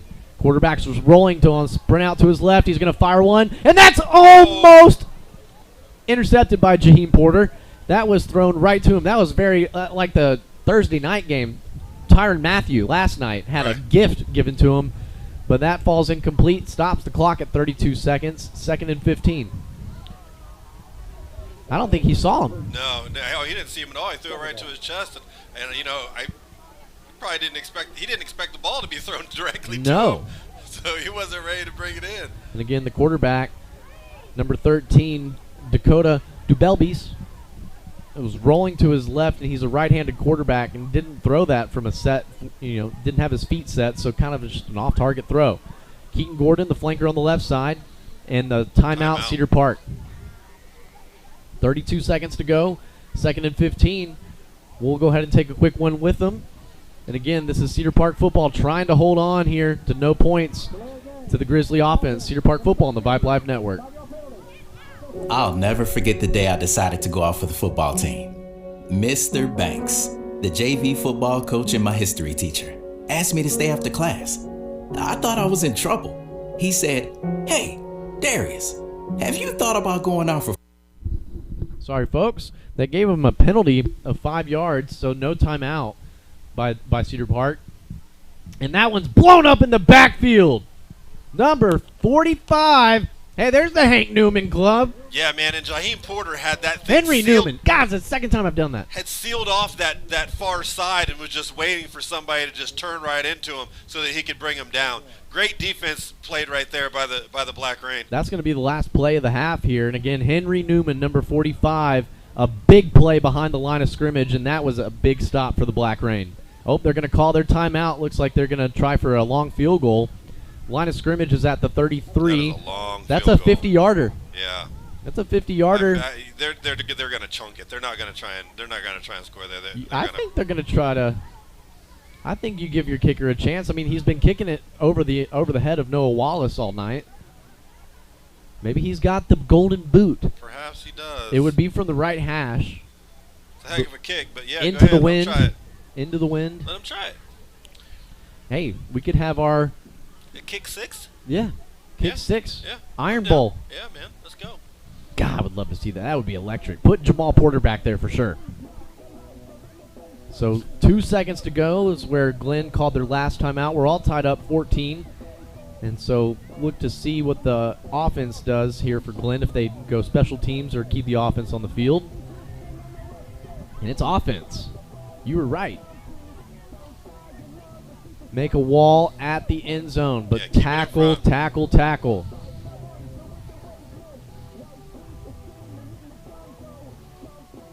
So Glenn huddles up. Again, the line of scrimmage is at the Cedar Park 33. First down. Won't matter. This is going to be the last play of the half. 2 receivers split left. That's Johnson and Gordon. Now under center. A fullback behind, and there's a timeout. There's a timeout from Cedar Park. Good job by Coach Q and Coach Morrow and the Cedar Park staff there. Make sure your defense is set and know where your keys are. We'll keep it here. Sure. Yeah. Get a look at what they're planning to do. Call a timeout, adjust your defense accordingly, and be set for it the next time. Looks like they took a second off the clock. Yeah, it took 1 second, and that's okay. We love our clock management at home. Gotta love the GUP. And folks, if you're listening on the YouTube stream, just make sure you go ahead and we can all do it together. We're going to go ahead and like the video as one unit. So we got 13. We're going to all do it in 3, 2, 1, and like. There we go. Perfect. That's a great use of a timeout right there. Oh, there we go. Ding, ding, ding, ding, ding. Love to see that ticker roll up. It looks good for the crew. We love to have our listeners, give us some flowers. Okay, we don't need a participation trophy. Never mind. 3rd and 22. Offense stays on the field. Cedar Park called a timeout there wisely just to make sure the defense is set. Everybody knows staying at home who they're, based on that last look, who they're going to have. And let's see if Cedar Park, again, can hold on. A great job, Henry Newman, by busting up the second down play behind the line. That forced him into this long 3rd down attempt and last play of the half. Here's it go. Quarterback drops back to pass. He has to bail out of the pocket. Jaheim Porter there. He's retreated by about 20 yards, and that would be an intentional grounding. I don't think there was a receiver in the vicinity, but he was outside the tackle box. But it doesn't matter because Cedar Park's Black Rain holds tough. No points given up on that last possession before half, and Coach Q calling a huddle up here from the Cedar Park team before they go into the locker room. Cedar Park is going to have to make some adjustments for sure offensively. Only 24 plays. It's very interesting. We'll take a quick commercial break, and while Glenn gets set to have their band perform, we'll do halftime stats and stuff with the V of the T Brad Cone, and then we'll listen to the back marching band with the middle schoolers here on Middle School Night. This is Cedar Park football, all tied up here at the GUP at halftime. We'll be right back.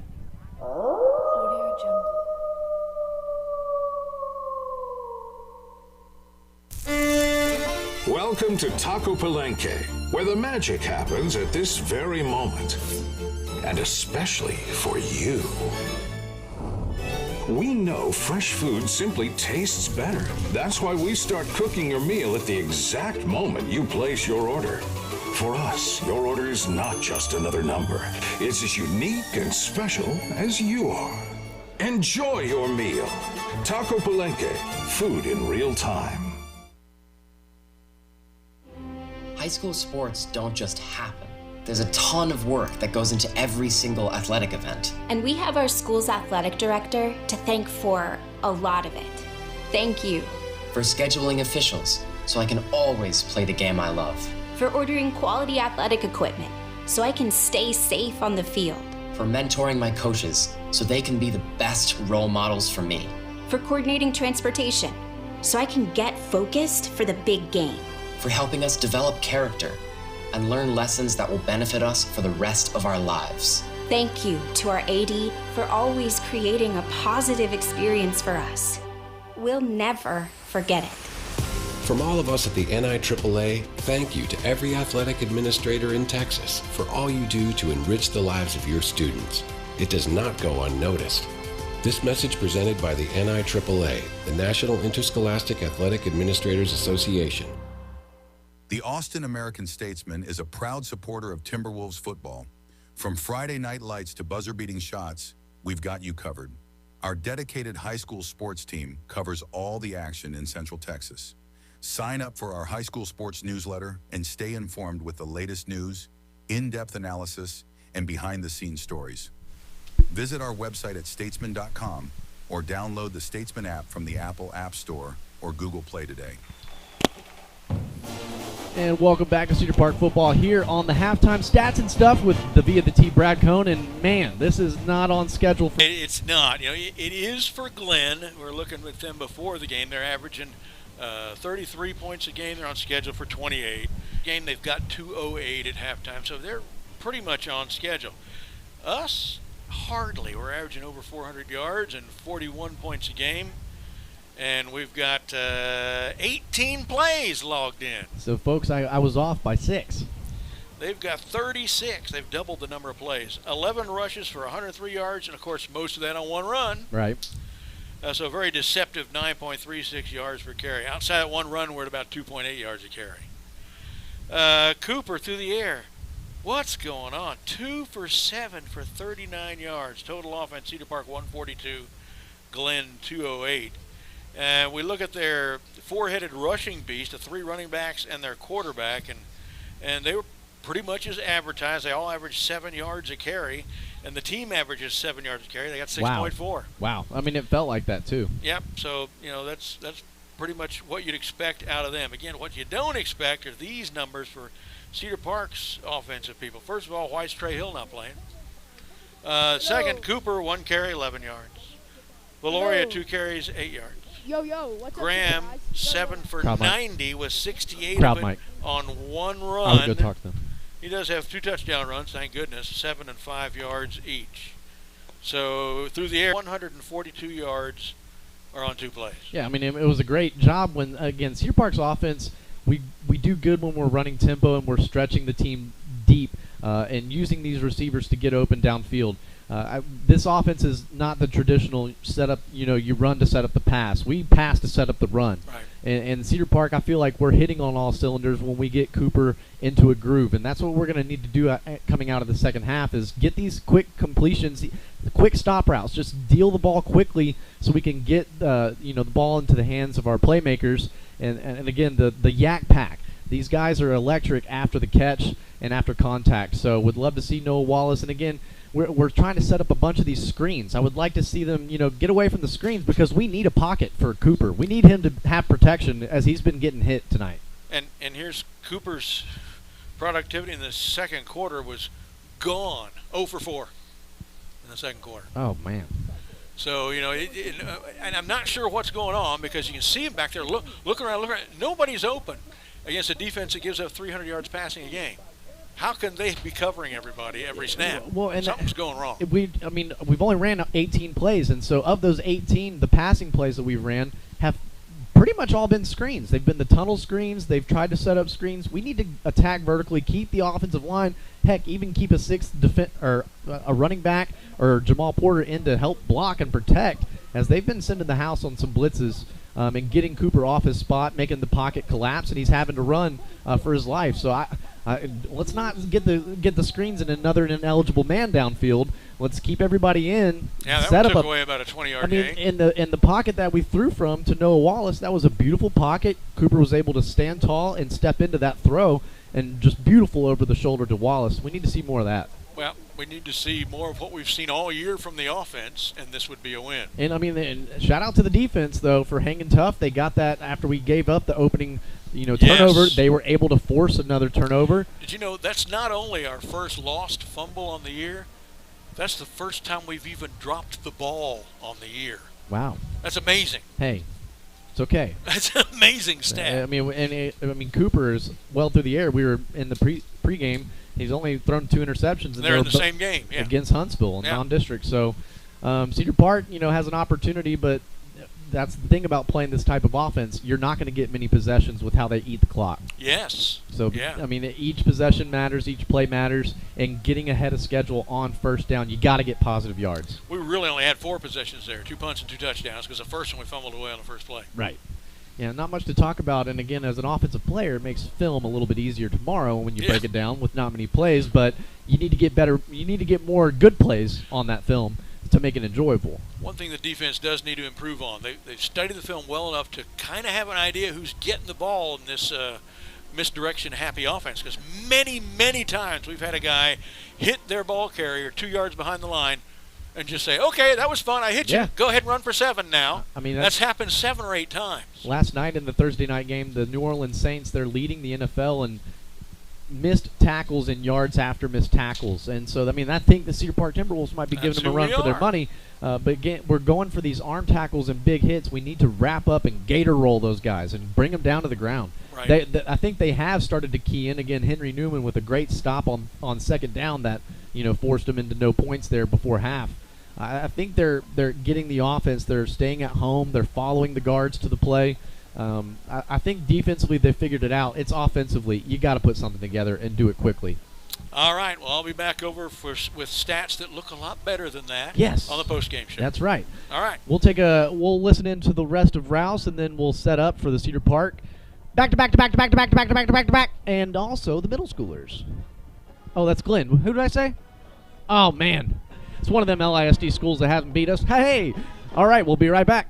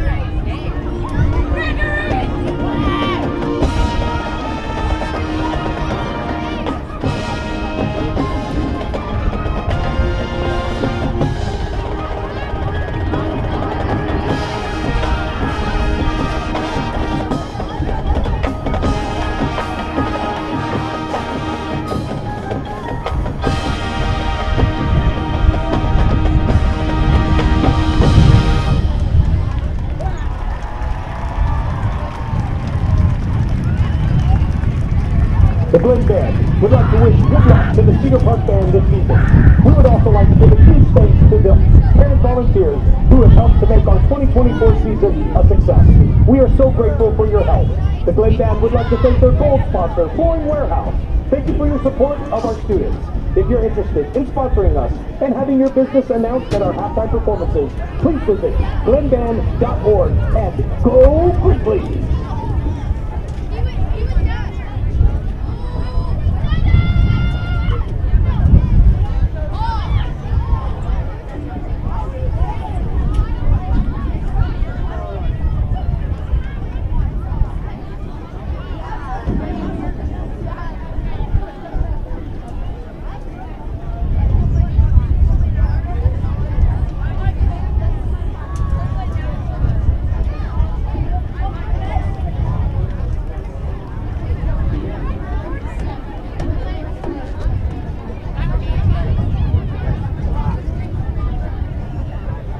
Ladies and gentlemen, please direct your attention to the center of the field. The Leander Independent School District and Cedar Park High School are proud to present the award-winning Cedar Park High School Celebrity Dance Team. The celebrities will enter the field to Hooray for Hollywood.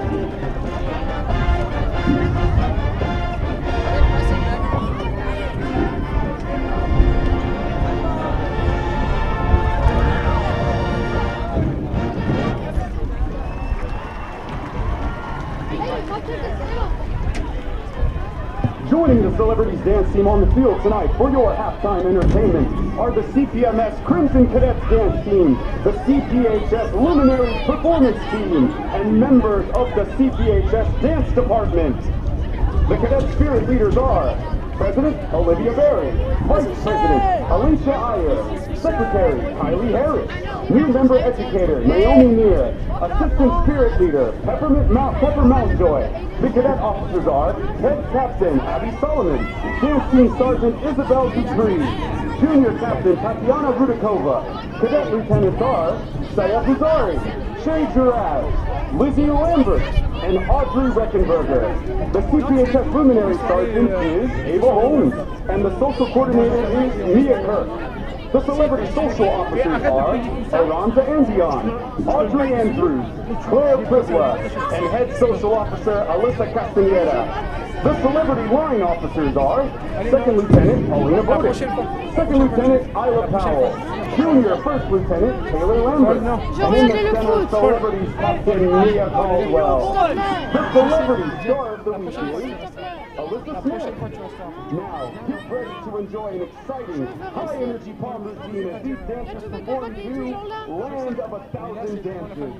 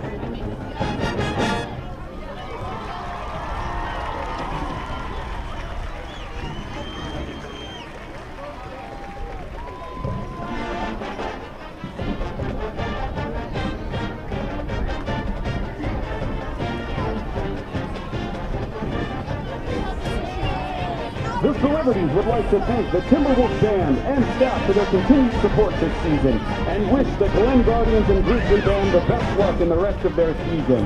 And lastly, a huge thank you to our incredible sponsors, Move Dance and Fitness, Texas Tooth Fairy's Pediatric Dentistry, L&O Electric, Jeff's Pizza, Primerica Financial Services, Reveal Dental, Dairy Queen on 620, Courtyard Marriott, Reel's Italian Cafe, and Oak Haven Massage. Don't forget to visit cphs.dance to learn more about our upcoming events and performances.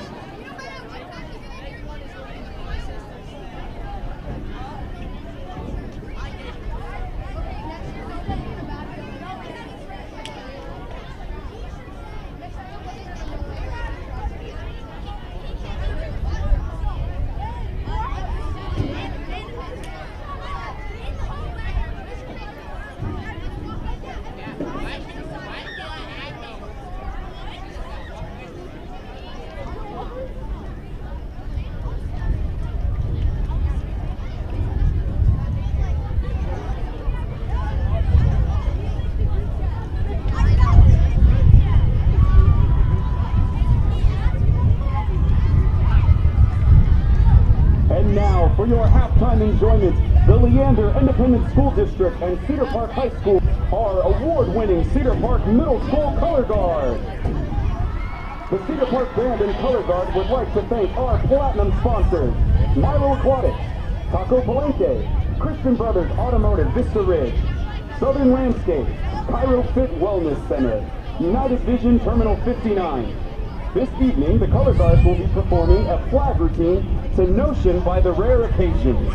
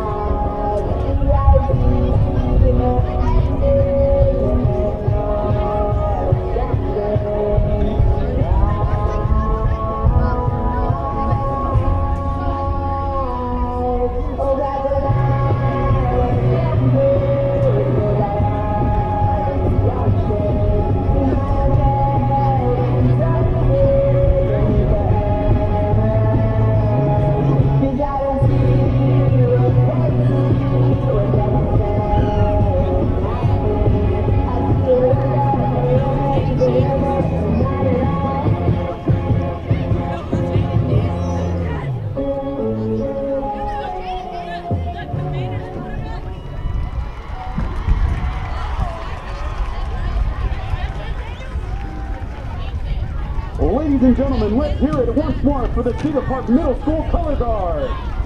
The Color Guard is under the direction of Jordan Openshaw, Alexis Acosta, Rex Stewart, and Grace Allen. The Cedar Park Timberwolves Band and Color Guard would like to wish the Glen Band the best of luck throughout the rest of their contest season.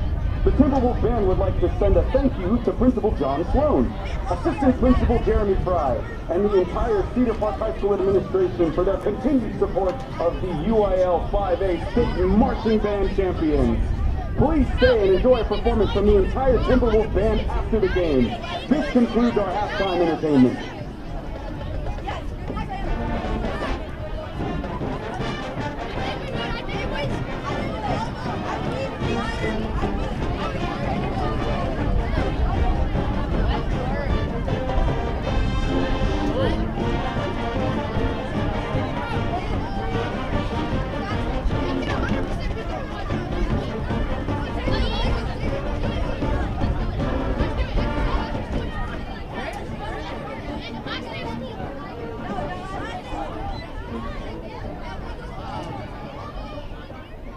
Welcome to the warm and inviting atmosphere of Toscano Italian Kitchen. Founded with a passion for creating innovative and exciting culinary experiences, Toscano Italian Kitchen pushes the boundaries of traditional Italian cuisine while embracing the unique flavors and ingredients of the Lone Star State.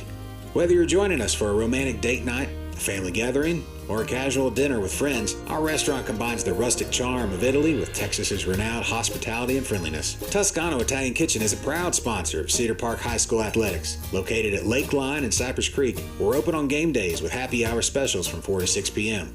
We also offer catering for groups of 10 to 1,000 and a private dining room for parties and gatherings. So whether you're a fan of traditional Italian dishes or eager to explore the creative combinations of our Italian with a Texas twist menu, we offer something for everyone. Come and experience the fusion of two culinary worlds in the inviting and welcoming atmosphere of Toscano Italian Kitchen. Hey high schoolers, are you interested in a career in sports media? Vype can help.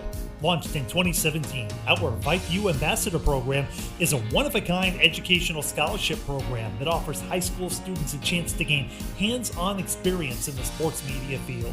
Vype U also gives students a platform to build their portfolio of creative work under the guidance of Vype's seasoned professionals. From covering games to publishing photos, writing articles, and conducting on-camera interviews, each Vype U ambassador receives an immersive experience geared toward their interests, while promoting their own school and preparing them for their future.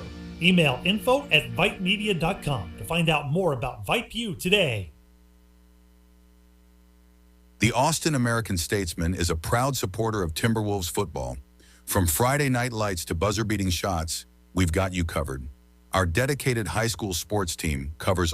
Sign up for our high school sports newsletter and stay informed with the latest news, in-depth analysis, and behind-the-scenes stories. .com or download the Statesman app from the Apple App Store or Google Play today. Championship teams run on trust. They make smart decisions, attract great talent, and bring their A game every time. At American Bank of Commerce, we embrace this same championship philosophy. From first-name relationships to local decision-making to personalized service, we are the bank you can trust in the clutch. American Bank of Commerce. Let's win together. Equal housing lender, member FDIC. Primerica Financial Services has been committed to helping families save and invest for their futures since 1977. Through PFS Investments Inc., Primerica's broker-dealer, they show people how they can achieve a better financial future by helping them learn our How Money Works concepts. With approximately 2.5 million client accounts, they offer the best solutions designed to help families achieve their financial goals. With Primerica, no client is too big or too small. Call them at 512-981-7807 or visit Primerica.com. Introducing Kyle Foppe and broker Topher Rogers, your Move Smart Pros real estate team. Kyle and Topher are Cedar Park residents and local real estate experts. Get the most from the sale of their home through a smooth transition and help home buyers find their next home at the right price. More than just helping you buy or sell, they help you make smart real estate decisions to achieve your short and long-term goals. Look them up online at MoveSmartPros.com. So, how are the kids? Well, Emily made the honor roll. Oh, good for her. Yeah, we're really proud of her. Tyler, on the other hand, though. What's going on? He's been moody lately, just feeling down and not like himself. Oh, we've been there. Nick was struggling last spring. He was so anxious and stressed. Really? What helped? Well, he joined the soccer team. And ever since, he's been a lot happier. He has more energy, he's less stressed, and he's definitely in a better mood at home. It's made a huge difference. That's awesome. Yeah, I'm glad he's getting out of the house, he's getting some exercise, and he's off his phone for once. It's been good for his mental health. Sounds like it's been good for your mental health, too. Participating in Texas high school sports improves students' physical and mental health. Encourage your son or daughter to get involved. This message presented by the UIL and the Texas High School Athletic Directors Association.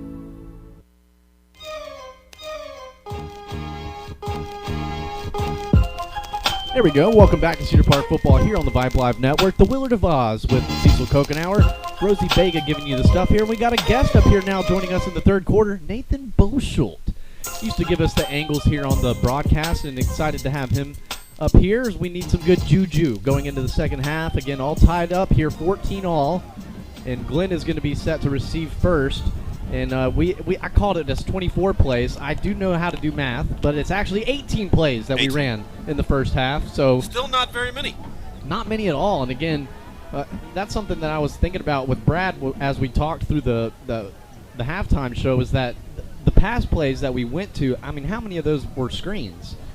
Most of them. It seemed like we did a lot of screens, so I'd like to see the Cedar Park offense, the adjustments there. Keep the offensive line in. Don't let them, go run out for a cornerback or a skinny neck guy. Let's keep them in-house and give Cooper a good pocket to throw from, because we've got dudes that can get open down the field. But first, we got to worry about the Black Rain and stopping this three-headed monster. The team is, for Glenn, they're averaging on the season 7 yards a carry as a team, and they're at that mark. Cedar Park has 9.3 yards per carry, but again, a big chunk of that was Cameron Graham's big run from our 27 down to the 5-yard line. Batman is going to surprise onside kick it. Oh, it doesn't go 10. That was going to be set up beautifully as he was guarding it. And that didn't go 10, and that's going to be a hurt Grizzly down on the field there. He got annihilated there. And so Glenn is going to take over with really good field position at the Cedar Park 47. Seems like that happened all first half as well. They started, their worst field position was at their own 30 or 27. Check that, their own 37. And we'll take, we'll keep it right here. Is the camera off? There we go. Yeah. That was, again, the surprise onside kick, and that's just a little dribbler, we'll call it, right up the middle. And that's just intended for, the front line guys to go blow up their front line, while the kicker kind of just, trots right next to it and kind of guards it. And it's good to see number 45, it looks like, from Glenn. And that is Michael Merrick, the junior. Ooh, he's positionless. One of the third line. Even better for Glenn.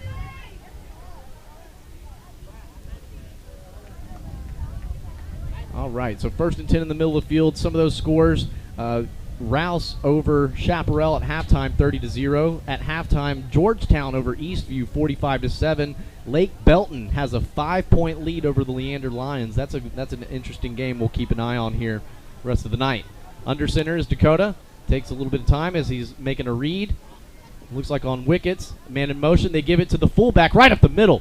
And this is J.J. Ortiz. A nice tackle there at the end of the play. That was number 14, Ja'Cory Sims, and number 23, J.J. Ortiz with the carry. Sorry, yeah, he was the ball carrier. I'm sorry, my bad. Gained 9 on the play. And that was, again, just going right up the middle. Right up the middle. That misdirection it's just so difficult to read sometimes. Makes it very, very tough for the defense. Barbers Hill, Coach Apsick's team. 2nd and 1 this play. Quarterback keeps it. He sold that fake well.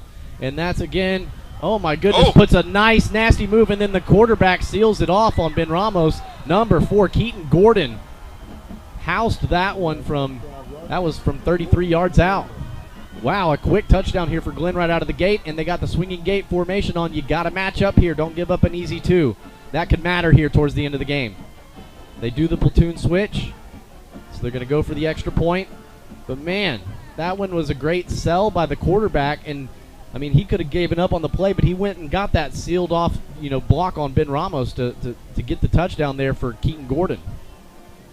That is not how you wanted to come out. And it is through the uprights, and with 11:17, a lot of clock, only took off 43 seconds. Yeah, that was real quick.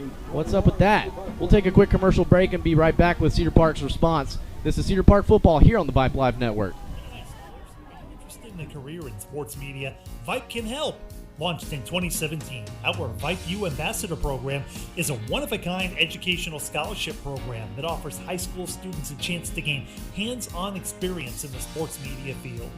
Vype U also gives students a platform to build their portfolio of creative work under the guidance of Vype's seasoned professionals. From covering games to publishing photos, writing articles, and conducting on-camera interviews, each Vype U ambassador receives an immersive experience geared toward their interests, while promoting their own school and preparing them for their future. Email info@vypemedia.com to find out more about Vype U today. Welcome back, Cedar Park football here on the Vype Live Network. The Willard of Oz, Cecil Kokenauer, Nathan Bosholt with the angles now on the camera, just filled in perfectly. And Rosie Bega giving you the stuff here for the Vype Live Network. 11:17 to go here in the third quarter. Glenn already scores, opening up the second half, 21-14 on the 33-yard carry from Keaton Gordon. And some other scores from our area, some teams that we might know of, I will get to right after this kickoff. At deep to receive for the Cedar Park is Jamal Porter and number 4, Noah Wallace. We need a good return here. They've been kicking them for touchbacks pretty much the whole game. This one a line drive, and that's going to go into the end zone and another touchback. So 1st and 10 from our own 25. Let me turn there. He got a lot down a little bit. He got a lot of that ball, and that was just a knuckler straight down. Very little hang time on that at all. But another, again, just flipping the field. They're doing a good job with kicking it so far tonight. And looks like Belton, looking for more Austin teams. We'll get that after here. The 1st and 10 play for Cedar Park. And that is Cameron Graham at running back just to the right of Cooper. Claybrook, the solo receiver, into the boundary.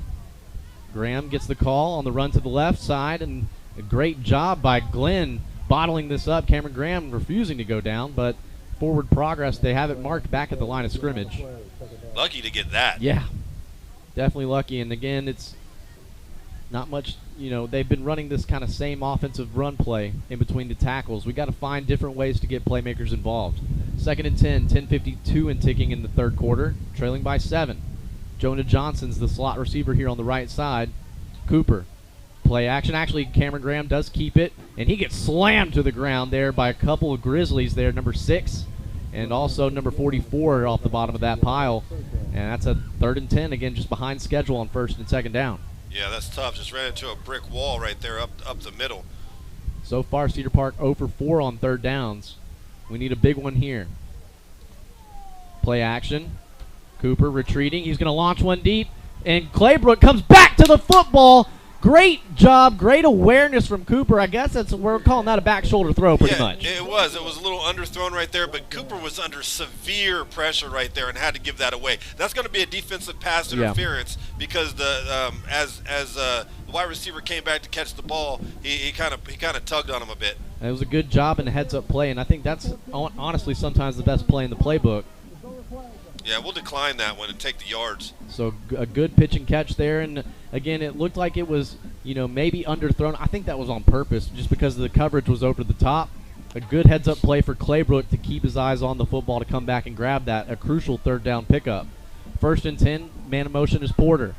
Graham gets the call up the middle. Again, great speed through the hole there, and if he doesn't have that, he probably gets bottled up for no gain, but he finds a way to push for 3. They'll give him 4. Oh. Check that. That's 4. 2nd and 6. So 9:45 to play in the third. Got the drive extended from a crucial 3rd down pickup, going back to the air. Cooper's going to launch one deep. Claybrook's got him by a step and high pointed it, but it falls incomplete. Good defensive breakup there by the cornerback from Glenn. So that incomplete pass brings up 3rd and 7. Yeah, Claybrook had him beat by a couple steps, but he was able to make up that ground and just get his Mario punch up there and knock that ball away. Oh, yeah, that's pretty good. 3rd and 7, incomplete pass. Stops the clock at 9:35. Again, into another 3rd and long situation. So far now 1 for 5. Graham just to the left of Cooper. There's a lot of options here, man. It's 7 yards. Yeah, and I like Jonah Johnson. He's got a lot of speed. If we can find him on a drag route, and it looks like they might be bringing some pressure. They do, and Claybrook's open the middle. He cuts back to the outside. He's to the 20, the 10. Claybrook from 43 yards did it himself. Onions. Great stuff right there from Zane Claybrook. Got open just right past the 1st down marker, but did the wise thing as a receiver should and turns outside, not back inside. And, man, he turned on the afterburners there. Yeah, he did. He pulled away real quick off of that, man. Really showed off his speed. The touchdown machine gets in the end zone again, and we have a quick response. After Glenn's opening touchdown here in the second half, and Ben Ramos on for the extra point attempt. Batman is that man. Snap is good. The hold is down. They almost get home. Is that through? Whew. That's good. That was close, but Cedar Park ties it up with 9:26 to go in the third. We'll be back with Cedar Park football on the Vype Live Network. Welcome to the warm and inviting atmosphere of Toscano Italian Kitchen. Founded with a passion for creating innovative and exciting culinary experiences, Toscano Italian Kitchen pushes the boundaries of traditional Italian cuisine while embracing the unique flavors and ingredients of the Lone Star State. Whether you're joining us for a romantic date night, a family gathering, or a casual dinner with friends, our restaurant combines the rustic charm of Italy with Texas's renowned hospitality and friendliness. Toscano Italian Kitchen is a proud sponsor of Cedar Park High School Athletics. Located at Lakeline and Cypress Creek, we're open on game days with happy hour specials from 4 to 6 p.m. We also offer catering for groups of 10 to 1,000 and a private dining room for parties and gatherings. So whether you're a fan of traditional Italian dishes or eager to explore the creative combinations of our Italian with a Texas twist menu, we offer something for everyone. Come and experience the fusion of two culinary worlds in the inviting and welcoming atmosphere of Toscano Italian Kitchen. There you go. Welcome back to Cedar Park football here on the Vype Live Network. The Willard Devos, Yusuf Kokenauer, Nathan Boschel giving you the stuff up here in the booth. Rosie Vega hanging out with us, and we got a good one here from Gupton Stadium. Cedar Park looking for their 8th straight district win. We're all tied up 21-all after 2 big completions to Claybrook from Cooper. And that last one was a 43-yard touchdown. This one is going to be pooched and fair caught at the Glen 34-yard line. And here's a good halftime score for you. Halftime, Liberty Hill 14, Pflugerville, or Pflugerville 14. I don't think I had that in the pick'ems. So it's going to be Glen's ball from their own 34, and they scored in 3 plays last possession. We cannot have that happen. From their own 37, check that. Some other scores in the area. McCallum is in a close one, but right before half, they're down to Connolly 22-18. Bastrop 49-0 at halftime over Navarro. And here's the first down play. Fullback takes it and gets a good gain on first down. Gets about 5. I'll give him 4. Brings up 2nd and 6. Cedar Park did a good job there before halftime, figuring out this offense and where people were going to be. And again, just the surprise onside kick gave them great field position to start the third quarter, and they gave up an early easy one. So let's see if we can, let's anchor down here. 9-5-90. Glenn to the line. 2 running backs in the backfield with the flanker on the left side. Changes the play at the line of scrimmage. Well, it looks like we're in the neutral zone. They don't call it. They give it to the fullback up the middle. Good job still staying at home, though. Played that quarterback if he decided to keep it and ran the option route. And so that gain is 3. Check that 4. So it brings up 3rd and 2. Big play here for the Black Rain. Yeah, time to really stand up right here and hold. Their their motions are so tricky. Game of Thrones reference. Hold the door. Hold door. Hold the door. And they give it on the running back to the right side. Jaheim Porter there, but let's see the forward progress. That spot on our side is not enough. Oh, but on the play side on our side it is. Man. Jaheim Porter there, and also Logan Wickets off the bottom of the pile did a great job getting to that action quickly. But that is going to be a 1st and 10. And Glenn picks up now they're 4 for 6 on 3rd downs. 0 for 1 on 4th. Cedar Park 1 for 1 on 4th down. 7:57 and ticking in the third quarter, all tied up. Again, this offense can wear you down over the game. 2 men in the backfield. They give it to the running back on the right side on the deceptive play where it goes underneath. Backside, and a gain of 4. Brings up 2nd and 6. Yeah, I mean, they're working really hard for those yards, though. I mean, they're jumping and cutting and spinning through trash just trying to pick up what they can. 7:30 to go here in the third. Let us know where you're listening in from and who you're listening in for. Send me an email, josh@lonestarfirewatch.com for a shout-out. And again, if I was a defensive coach there, I would be saying, hey, punch at that ball, rip at that ball, just create turnovers however we can. We got to have this ball in our hands. I mean, we've done a good job getting to the mesh point and making contact there. They give it to the running back. That's Keaton Gordon, who had an early touchdown. Oh, he got tattooed there. A gain of just 1. A good job there bottling that one up before it got loose. Yeah, J.J. Ortiz, number 23, running back for Glenn, man, he is a powerful blocker. He was just bulldozing up the middle on that play. Got a shout out here for the Wickets crew. Tuesday's Timberwolf Night in America. You can go to YouTube and just type in Vype Live Cedar Park, and you'll have an archive there, or on VypeLive.com. Now, we don't film Timberwolf Night in America. Maybe a new feature we could do. We're done with the radio face. We're done with that. Here's the 3rd and 5 attempt, and that one, he dances to the line of scrimmage in Cedar Park. That's 9.590 there. Yes, it is. I mean, that's a 11. Yeah. 11.590. That goes for no gain. 4th and 5, and ball at the middle of the field. Excellent work. Looks like Glenn is going to do the field position battle. It is only 5 yards, so be careful of the hard count. That's right. Hard count. Watch for the fake. Or the fake. But Cedar Park's defense hangs tough there. We needed a stop, and now it's the offense. I mean, if you don't go right back to the air, but we got to let's find Claybrook again, or get Noah Wallace. Let's go. And again, it's passing to set up the run. Let's see if we get a good punt block or attempt on, and that hits Porter. That hits Porter. That's gonna be. Let's see if we can get on it. Oh, they recover it for a touchdown. Oh, you can't advance it.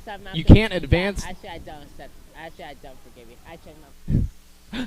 Oh my goodness! If anybody's here, if anybody works for Leander ISD, can somebody help us fix the crowd mic port so we don't have to run this crowd mic outside? I'm not gonna. Okay, Bolschel, can you go out there and go tell that? Yeah. I don't know. We need to get an SRO over there or something. We need a cop over there. Sorry about that, folks. Don't mean to break character on that, but goodness gracious. Yeah. This is insane. We're babysitting around this crowd mic. 1st and goal. Again, Jamal Porter came up to field that when he should have just gotten away from it. He should have petered out of that. And Glenn now carries this one for a couple yards down to the 2-yard line, 2nd and goal. Yeah, mental mistake right there. They could prove very costly for the Timberwolves tonight. Yeah, that was a big one. And again, that's Jamal Porter hasn't done a lot of the returning duties. I think this is just his first season doing it. And that's just something that's got to be coached, and unfortunately, you got to learn from experience. Might need to put a different location for the crowd mic. Don't know where really. Don't know where. Yeah. Oh, maybe the port inside the press box. Hey, that's a good idea. Here we go. 2nd and goal. Quarterback keeps it for the brotherly shove.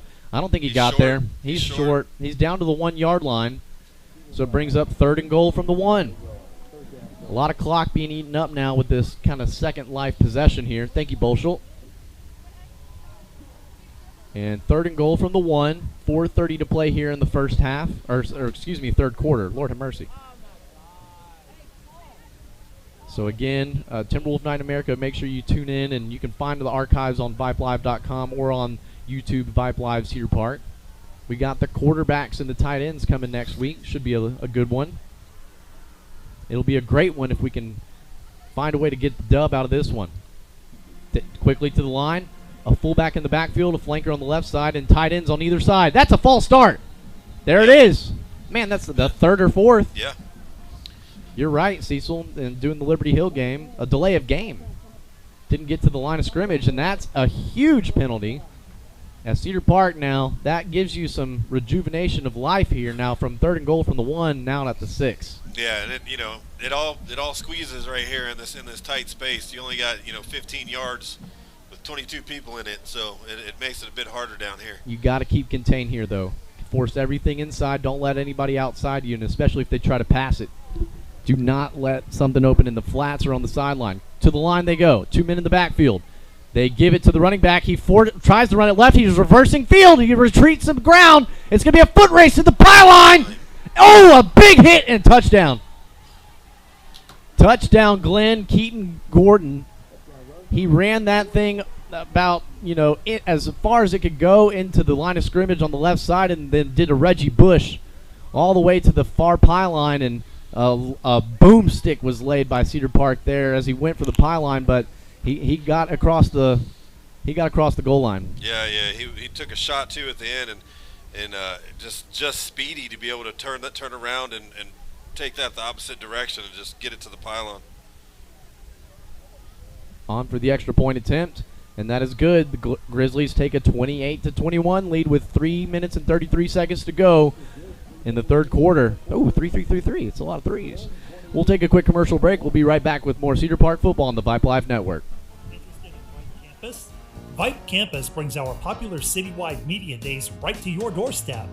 As a Vype Campus client, we will work with you to help you take advantage of our unique campus model to build a unique experience for your school. From media day photo shoots of all your athletes to game day coverage, broadcasts and live streams, video and digital content, hype videos, the Vype U program, same day graphics, and of course your very own campus magazine, Vype Campus is truly whatever you want it to be. Email info@vypemedia.com to find out how to join Vype Campus today.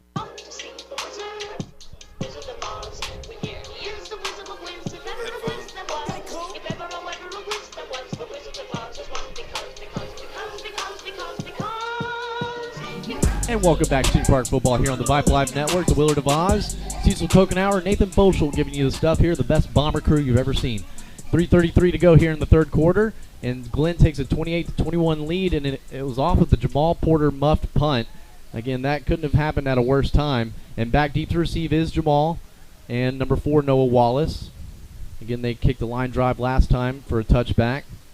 They've been going to a lot of those, and this one is going to go right at the goal line. I'd like to see them try to take one of those. That goes into the end zone for a touchback. 1st and 10 for the Timberwolves from our own 25. We scored really quickly last time. We had the ball. Went 5 plays from our own 25. 2 big passes to Claybrook that ended in a 43-yard score. Yeah, and that pushing the ball downfield was highly effective for us. Unfortunately, we couldn't, keep our possession on that last opportunity. But even as we get later in the game, that passing is going to have to be more utilized.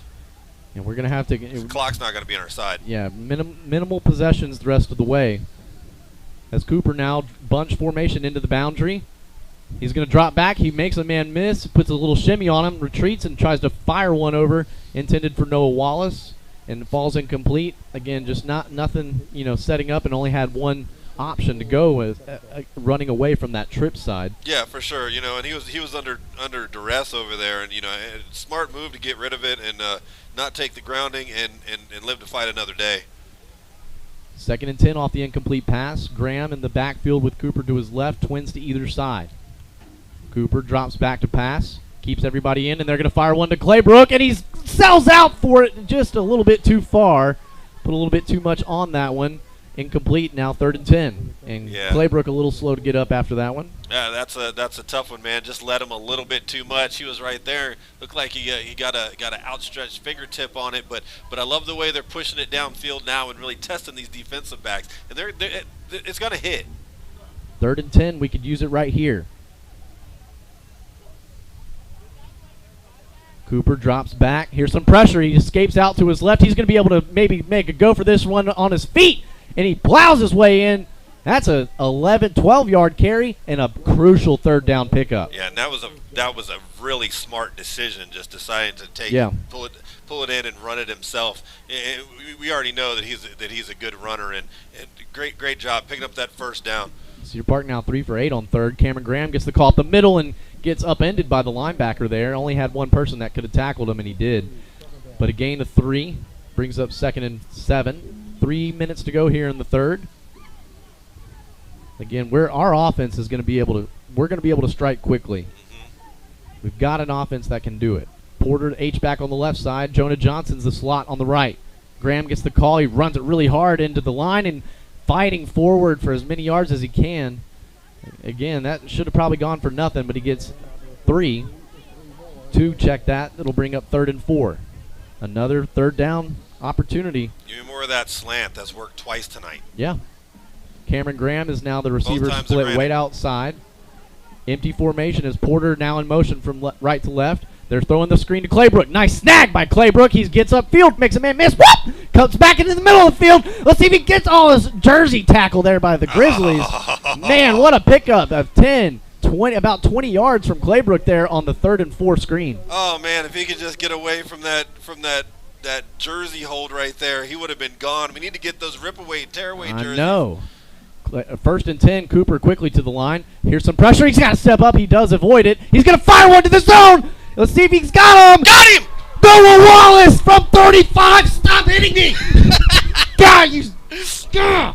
It's an open hand every single time. It's a good one, but gets me going. But let's see. We might have a flag. We got a flag? Are they going to call it because the chains weren't set? They weren't set on the last play. No way. Oh, my goodness. Oh, my gosh. So we'll have to break that down here in a second. I was trying to look at the coaches here next to me. 2nd and 10. Dropping back to pass. He's got some backside pressure. He better deal it. And he does get it off in time. Right on the sideline. Wow, Jonah Johnson looking that one in. Nice snag. Down to the, where's that marked at? The 27, 28? 28. The 28-yard line, so a big pickup of 7. We needed that. 3rd and 3. Cameron Graham gets the call up the middle. Onions. First down. Onions. Yeah, that's a huge run right there, picking up the first down, getting a little bit of breathing room. I'm sorry, man. I got really excited on that every last play. time. You're an open hand on my back every single time. It hurts.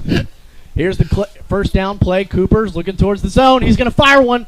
Gives Jonah Johnson a chance. Oh, it just hits one of his. Looks like he went only for one hand. And that was a rule at Cedar Park. You get one hand on it, you can get two.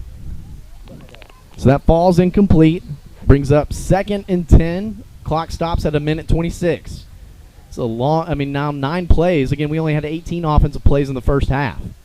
9-play drive for Timberwolves as Wallace in motion outside. Cooper drops back. Offensive line sets up a nice protection, a pump fake from Cooper. Now he fires one. And Jamal Porter snags it. Great job, makes a man miss, goes under it. Let's carry him into the zone. Gets swung down at the 5-yard line. 1st and goal. Flag on the play. Down at the 17-yard line. If they We're going to call, decline it. Coach Q looks like he's trying to decline it. Yep. Love that. I was going to lose my mind if they said ineligible man. Holding on the defense. Number 44. So now it's going to bring up, they're going to decline. Number 44 is exasperated. He didn't know what he did. You can't do that, sir. 1st and goal from the 5-yard line. Cedar Park knocking on the door here. 1:13 to go. So, Cooper keeper. Cooper keeper. Now give it to Cameron Graham. Let's go ahead and go for the hat trick. 1st and goal. They gave him an extra 2 yards at half the distance, so it's at the 1st and goal at the 3. Twins left. Graham makes a man miss. There's the Hattie. That was a backhand. There's the Hattie. Cameron Graham in for his 3rd score of the night. And the Cedar Park offense, their red zone efficiency with scoring touchdowns. This team in particular, they are super efficient. They are, man. They get it done down there in the zone, and all games with pinning this extra point will be tied up with a minute left in the 3rd. And they've been getting close too on these extra point attempts. We've got to don't take this play off. Make sure you chip those guys. Hold coming from number 10, Jacob Van Ryn. And they almost got home again, but it's through the upright. So all tied up here, 59 seconds to go in the 3rd. This is turning out to be a good old-fashioned Donnybrook. Are we looking at overtime again? Oh, my gosh, a team that's already gone 7 overtimes. I hope not. Let's get it done in regulation. This is Cedar Park football here on the Vype Live Network. Welcome to Taco Palenque, where the magic happens at this very moment. And especially for you. We know fresh food simply tastes better. That's why we start cooking your meal at the exact moment you place your order. For us, your order is not just another number. It's as unique and special as you are. Enjoy your meal. Taco Palenque, food in real time. Primerica Financial Services has been committed to helping families save and invest for their futures since 1977. Through PFS Investments Inc., Primerica's broker-dealer, they show people how they can achieve a better financial future by helping them learn our How Money Works concepts. With approximately 2.5 million client accounts, they offer the best solutions designed to help families achieve their financial goals. With Primerica, no client is too big or too small. Call them at 512-981-7807 or visit Primerica.com. Welcome back to Cedar Park Football here on the Vype Live Network. The Willard of Oz, Hero Cecil Kokenauer, Nathan Boschel. We're having fun tonight. We're having a good one tonight. This one's going to be pooched, and that's in no man's land. They're going to let it bounce. That's a live ball! And Glenn gets on top of it by the grace of the football gods. Lucky to do so, that's for sure. So 1st and 10 for Glenn. They'll set up shop at their own 28, 27. That's what the scoreboard has it at. Man, what an opportunity. Again, you needed a response after we muffed the punt return, and they, danced in on 3 plays. Cedar Park responded, and again, it's through the air. Yeah, they just responded in a big way, and that's got to, even going back to Porter over here, for this big play he had, just to build his confidence back up after that situation. Yeah, that was huge. To the line, 2 men in the backfield with the flanker. They give it to the flanker on the right side. And carrying some Timberwolf defenders for a gain of 8, 2nd and 2. Again, the offense, they're on pace for their average. They're at 28, 35 is their average on points, and they're over 300 yards of offense for sure. They had 208 in the first half. 2nd and 1, actually, it'll be a gain of 9. 30 seconds, 20 seconds on the play clock, so they'll have to get 1 play off before the end of the quarter. 2 men in the backfield, flanker on the left side. They give it to Blair. Oh, check that. That's J.J. Ortiz. He's got just enough for the first, a gain of 3, and that'll be the final play here of the 3rd quarter. They're going to run the clock, so that will be. We'll go ahead and pay some rent to give some Taco Palenque some love, because we're going to be there Tuesday night for Timberwolf Night in America, where we have the quarterbacks and the tight ends. Make sure you make plans to come out for Taco Tuesday. Again, students and faculty showing your identification will get 15% off. We'll be right back. Welcome to Taco Palenque, where the magic happens at this very moment. And especially for you. We know fresh food simply tastes better. That's why we start cooking your meal at the exact moment you place your order. For us, your order is not just another number. It's as unique and special as you are. Enjoy your meal. Taco Palenque, food in real time. The Austin American-Statesman is a proud supporter of Timberwolves football. From Friday night lights to buzzer-beating shots, we've got you covered. Our dedicated high school sports team covers all the action in Central Texas. Sign up for our high school sports newsletter and stay informed with the latest news, in-depth analysis, and behind-the-scenes stories. Visit our website at statesman.com or download the Statesman app from the Apple App Store or Google Play today. All right, turn it up now, Timberwolf faithful. If you got a rally cap, go ahead and put it on funny. Let's just get into it. Cedar Park football here, starting the 4th quarter with the Black Rain on the field. Glenn has a first down from their own 39-yard line. All tied up here, 28 all. Again, Glenn winless in district so far, 0-3. Cedar Park undefeated in district and looking to punch their ticket for an 18th consecutive playoff run. Under center. They give it on a quick pitch, and it's going to be to number 2. He had a big play earlier, and that gets bottled up. Number 31. Oh! Let's go ahead and fire up the Logan Wickets fan club. Logan Wickets with the stop. Yeah, doing big work tonight, letting that hair flow. Had a lot of fun with them on Timberwolf Night in America. Had the very first ever in 151 episodes of Timberwolf Night in America, we had a shout-out to a sister. Got kind of dicey there towards the end. Oh, yeah? Oh, yeah, it was kind of dicey. By brother or by a different person? By a different person. Oh! Yeah, it was kind of... Oh, fumble! That was a great strip. There's a flag on the play. There, let's see what they rule it. I mean, that was definitely a strip. And that was Logan Wickets, I thought. I don't know how they're calling it, but man, that's what Cecil called it. They needed to start attacking the football. Let's see if they blow it dead and give them a false start. Looks like they're marking it or facing that way to mark it that way.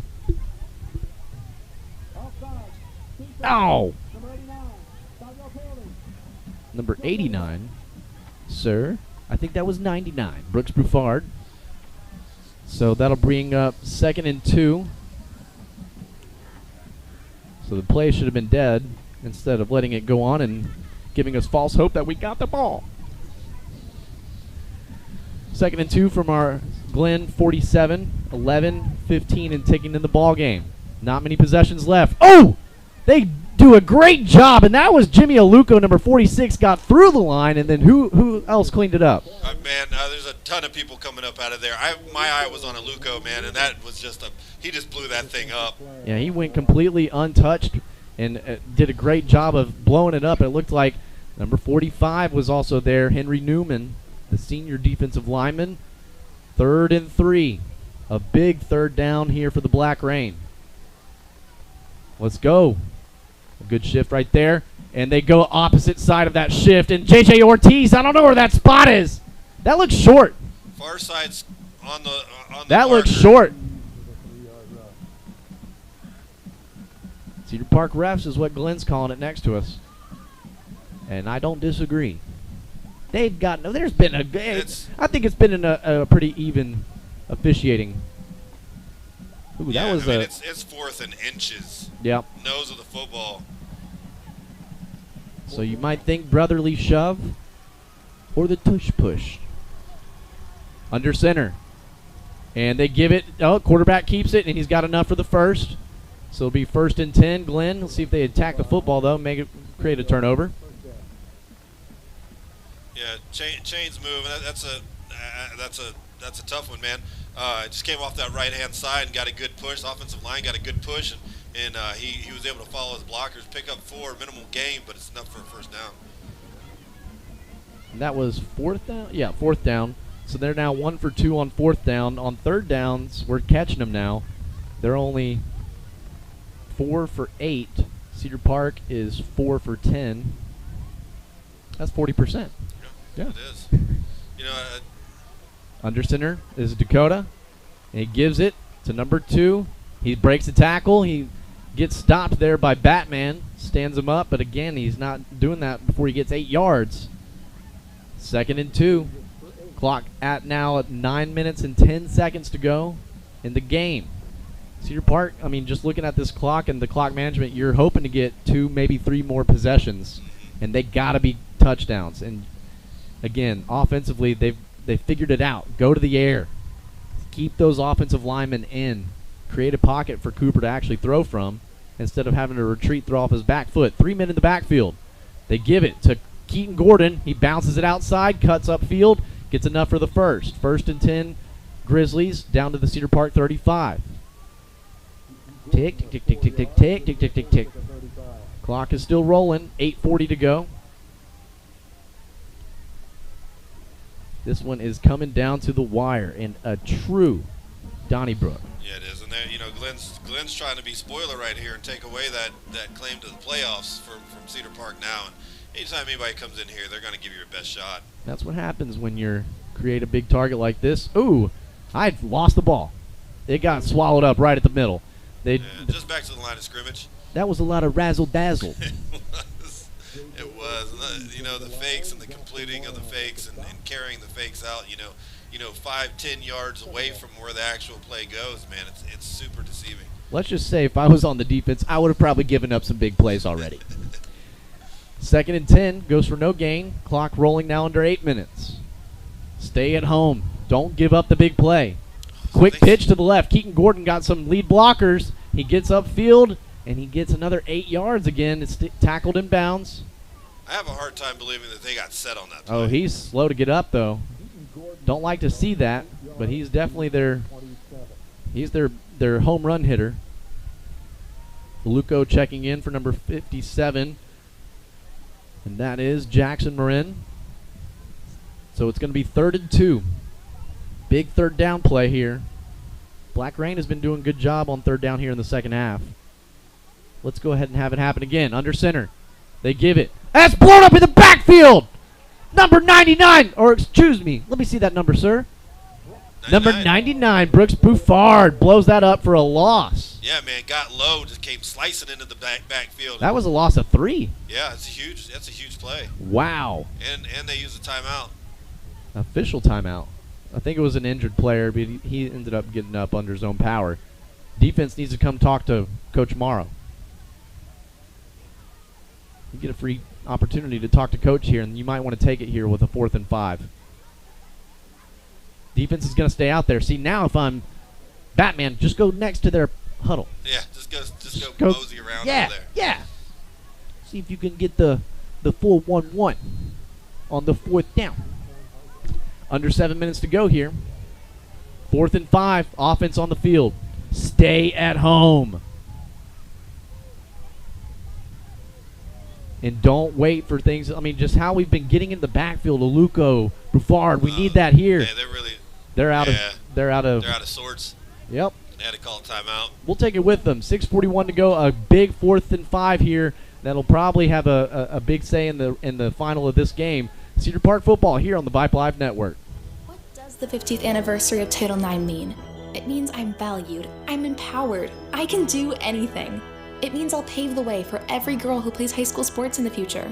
Just like every female student, coach, official, and administrator blaze the trail for me. Because every student deserves the opportunity to play.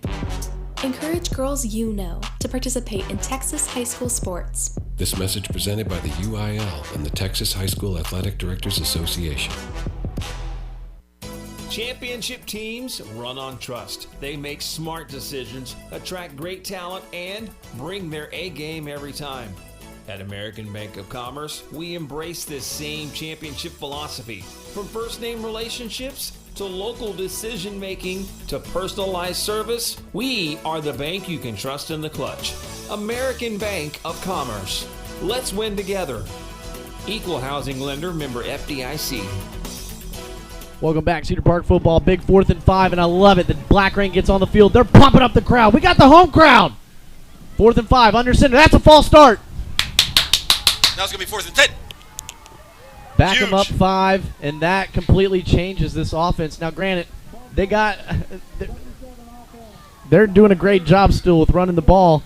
I mean, 10 yards is not out of, it can happen for this offense even with this small playbook. It can, but it's not likely. So probability goes way down. Yeah, it does. Yeah, it does. I mean, they're running for some 7 yards, but that's not enough. Be careful of the pass though. There we go. Pump them up again. Use this crowd to your advantage. We got too many people sitting down right now.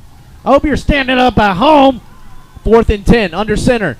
They give it to the running back. Runs that mesh for a long time, and that goes for nowhere. Logan Wickett's there with the stop. Huge stop by the Black Rain. Gives us 6 minutes, 35 seconds to go down and score. And go quick. We want to. I go quick. I mean, you have to go down there and score. Don't get conservative with your play calls. No. Stick to what you've been doing in the second half, and that's attacking deep, finding Claybrook. God, we need Noah Wallace to get in the zone. Yeah, and your defense is playing so well and stopping like that. We have a good chance to score and stop. Cameron Graham gets the carry. He's fighting off a defender in the backfield. He falls forward for 1. Clock is rolling under 6:30. Cedar Park has all 3 timeouts. Glenn holding on to 2. 2nd and 9 from our own 33 left hash. Twins to the right. That's Jonah Johnson in the slot. Zane Claybrook here. It looks like with no safety help over the top. This could be a big play right here. And corner's off of Claybrook. Dropping back to pass. Steps up into the pocket. Nowhere to go. He makes a nice cut. Cooper's out past the 50. Oh, man, he's trying to get a lot out of this one. Makes a man miss, and he's down to the Glen 41-yard line. Wow, what a run. What vision right there by Cooper. Pulling the ball down. Nobody was open. Pulls the ball down and just took off. Great job. Great read. And just not letting that go to the 3rd down. Graham gets the call. Does a good job of running this play right up the middle. And Graham has got that almost Derrick Henry-esque type of game where you just run the play where it's designed to go, and over time that's going to wear defenses out. Absolutely, and it shows. Picks up 3 on that carry. And another minute off the clock is gone. with that drive being extended in a fresh set of downs. Cooper, play action. Looks like they're going to throw one, and that's going to be a PI. He's draped all over him. Noah Wallace. Did he catch it? No. Okay. He's going to get 15 on it. Yeah. Great job from Noah Wallace. Again, just beating the coverage. These guys are running crisp routes. Yeah, that was a touchdown saving PI. Oh, he absolutely. knew he was burned. He PI'd him so that they didn't score a touchdown. So clock is going to roll again when they get this set. 5:18 is on the clock, and Cedar Park again got a crucial 4th down stop by Logan Wickets in the black rain. Really, that 3rd down stop that dropped them 3 yards by Brooks Buffard. Yeah, absolutely. 1st and 10 for the Timberwolves, knocking on the door of the red zone. We're at the 23-yard line, and let's see. Go ahead and wind that clock, sir. You can do it whenever you want now. How about now? And still hasn't done it. Going to go off the play. And Cameron Graham gets the call, makes a cut in the backfield, and a nice job of leaning into that tackle and falls forward for an extra 2 off of that, gets 5. Yeah, great push by the offensive line there. 5-yard pickup by Graham. They're moving the ball pretty well, and we're eating good time off the clock also. Definitely eating clock, but then that starts to worry. I mean, they've got an offense that could take the rest of it from here. So we've got to find a way. You can't settle for 3. No. We are going to get a touchdown. Done a great job inside the red zone, and again, Graham has gone in for 3 rushing touchdowns, a career night for him, and probably rushing yards and touchdowns.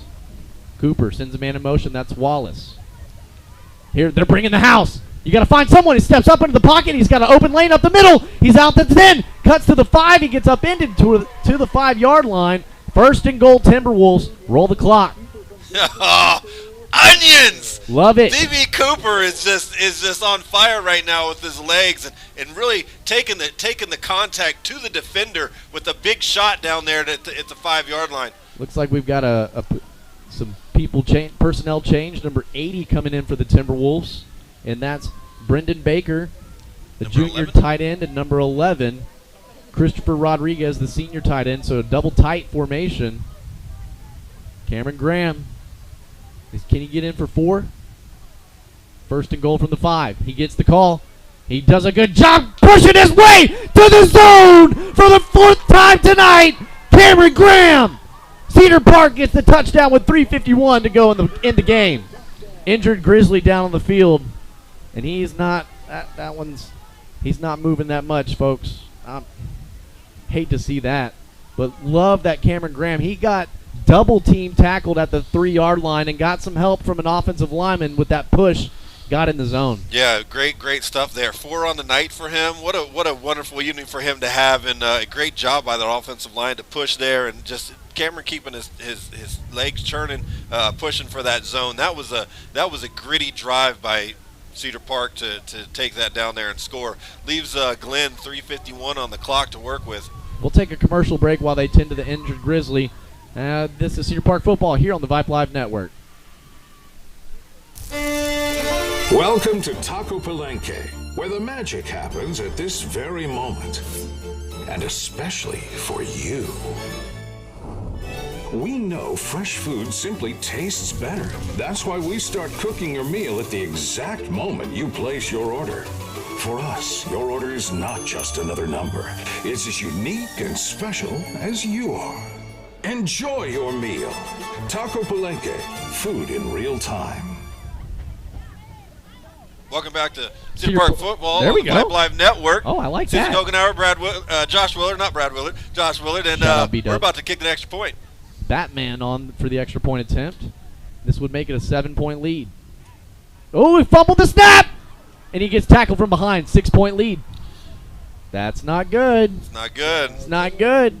And it looked like Jacob kind of hesitated when he went, with just his normal approach to that and just kind of fumbled it. That was a good snap. And so 6-point lead. We're going to keep it here. Oh, man. 34-28. It really does. Don't like it. But Cedar Park has really showed some onions. And, again, you got to credit those first, 2 games of the season that went 7 overtimes. Guys, I'm so sorry. I have not adjusted the quarter on this thing. Let me put that forth. Hey, it's okay. It's okay. 3:51 to go in the game, and a missed extra point there, and didn't even have an attempt to kick it. Didn't get it down on the tee. So a 6-point lead, you can defense. Your job's not done. They were playing for overtime. Now they can play for the win. Glenn has 2 timeouts. Cedar Park has all 3. And I don't know if they're going to try to send one deep. 22 had a nice return in there in the first half. They might just try to keep pooching it, and they almost had a chance at a live ball in the third quarter. As Ben Ramos gets set to send this one deep. But the Black Rain has got to get this home crowd involved. That was so crucial on that 3rd and 4th down. It really was. Batman sending it deep, and he does. It's returnable. It's going to be at the 10-yard line. 22, who had a great return earlier, takes it up the middle, and Stonewalls gets broken out to the left, makes a cut upfield, and Caden Morse takes a fumble! And Ben Ramos there to recover it. 1st and 10 Timberwolves with a 6-point lead. That's what I'm talking about, man. That's exactly what we needed right there. We got an injured Grizzly on the 27-yard line there. Caden Morris with a great tackle, and like Cecil called, tackling the ball. Yes. Attacking the ball, creates that turnover right there. Oh man, we have a great chance to just bleed out this clock and leave them with nothing to work with. Let's go score again. You needed points right here to make it a 2-possession game. You got to make it a 2-possession game here. So keep your offense. And again, Glenn is taking some injuries tonight for sure. We'll take a quick commercial break. Again, shout out Taco Palenque.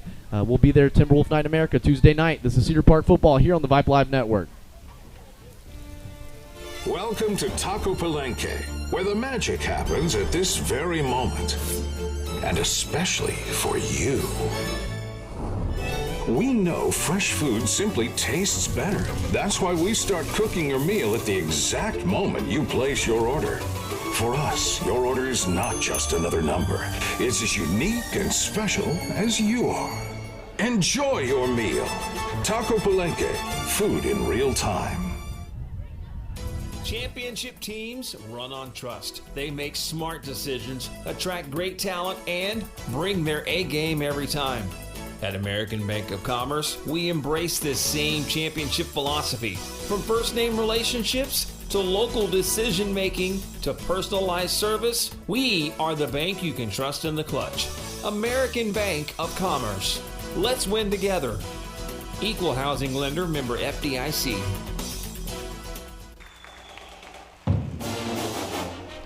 Welcome back to Cedar Park football. 3:38 to go here in the ball game, and a huge turnover by the special teams unit and the outside gunner. That was Caden Morse, the starting cornerback. And Cedar Park's offense on the field with a 6-point lead. Got to make this a 2-possession game. So they're starting with 1st and 10 at the Glen 36-yard line, best field position of the night. Cedar Park has an issue, though, with having the football in plus territory and converting to points. We got to do it here. Cameron Graham gets the call up the middle. They're trying to attack the football. Looked like he did a good job trying to strip that, but Cameron Graham showing that strength. They pick up 2. Glenn burns a timeout.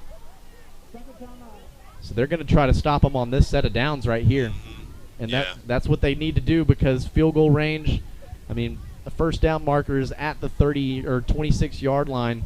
So you're looking at a 40-yarder if they don't get a first down by 4th down.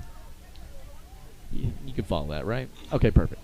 3:33 to go here in the ball game, and this has been an absolute insane game.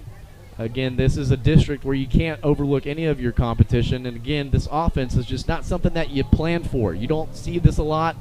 Actually, you only see it pretty much once a year. Right, exactly. And this is a team that has never beat Cedar Park, only 2 previous visits in the last 2 years, and they've been close games every single year. It's not like we're blowing them out. Last year, only won by 7. The year before that, only by 8. So this is going to be another tight one here, and it's been awesome bringing it to you on the Vype Live Network here. 2nd and 8 out of the timeout. Glenn now just 1 timeout left. Now clock management was that something of the Eastview game. Let's see how the Timberwolf offense operates here. Another shift. Cameron Graham in the backfield gets the call. Going to keep it on the ground. Ball security. Gets a gain of 1, so brings up 3rd and 7. They stop the clock. Now, going to the air here, it would be interesting because, I mean, I say you go for the first down pickup. Yeah. You got to run it. You got to. You have to get the sticks. Got to get the sticks and then just plan on they're going to spy linebackers on Cooper. They're going to wait for him to bail out of the pocket and tee off on him, but you got to send some backers to force him to leave the pocket. This is going to be an interesting call, and Glenn is, I mean, shout out to the coaching staff for Glenn. They've coached a pretty good game in putting their guys in position to make plays. Just some unfortunate, turnovers for both teams. I mean, we gave them that muff punt, but Cedar Park has just responded with this high-powered offense that figured it out here in the second half. 6-point lead with a big 3rd and 7 here. Cedar Park looking to convert. Jamal Porter just to the left of Cooper. Cameron Graham to the right. Noah Wallace in the slot on the left. Zane Claybrook, the receiver, on the left side.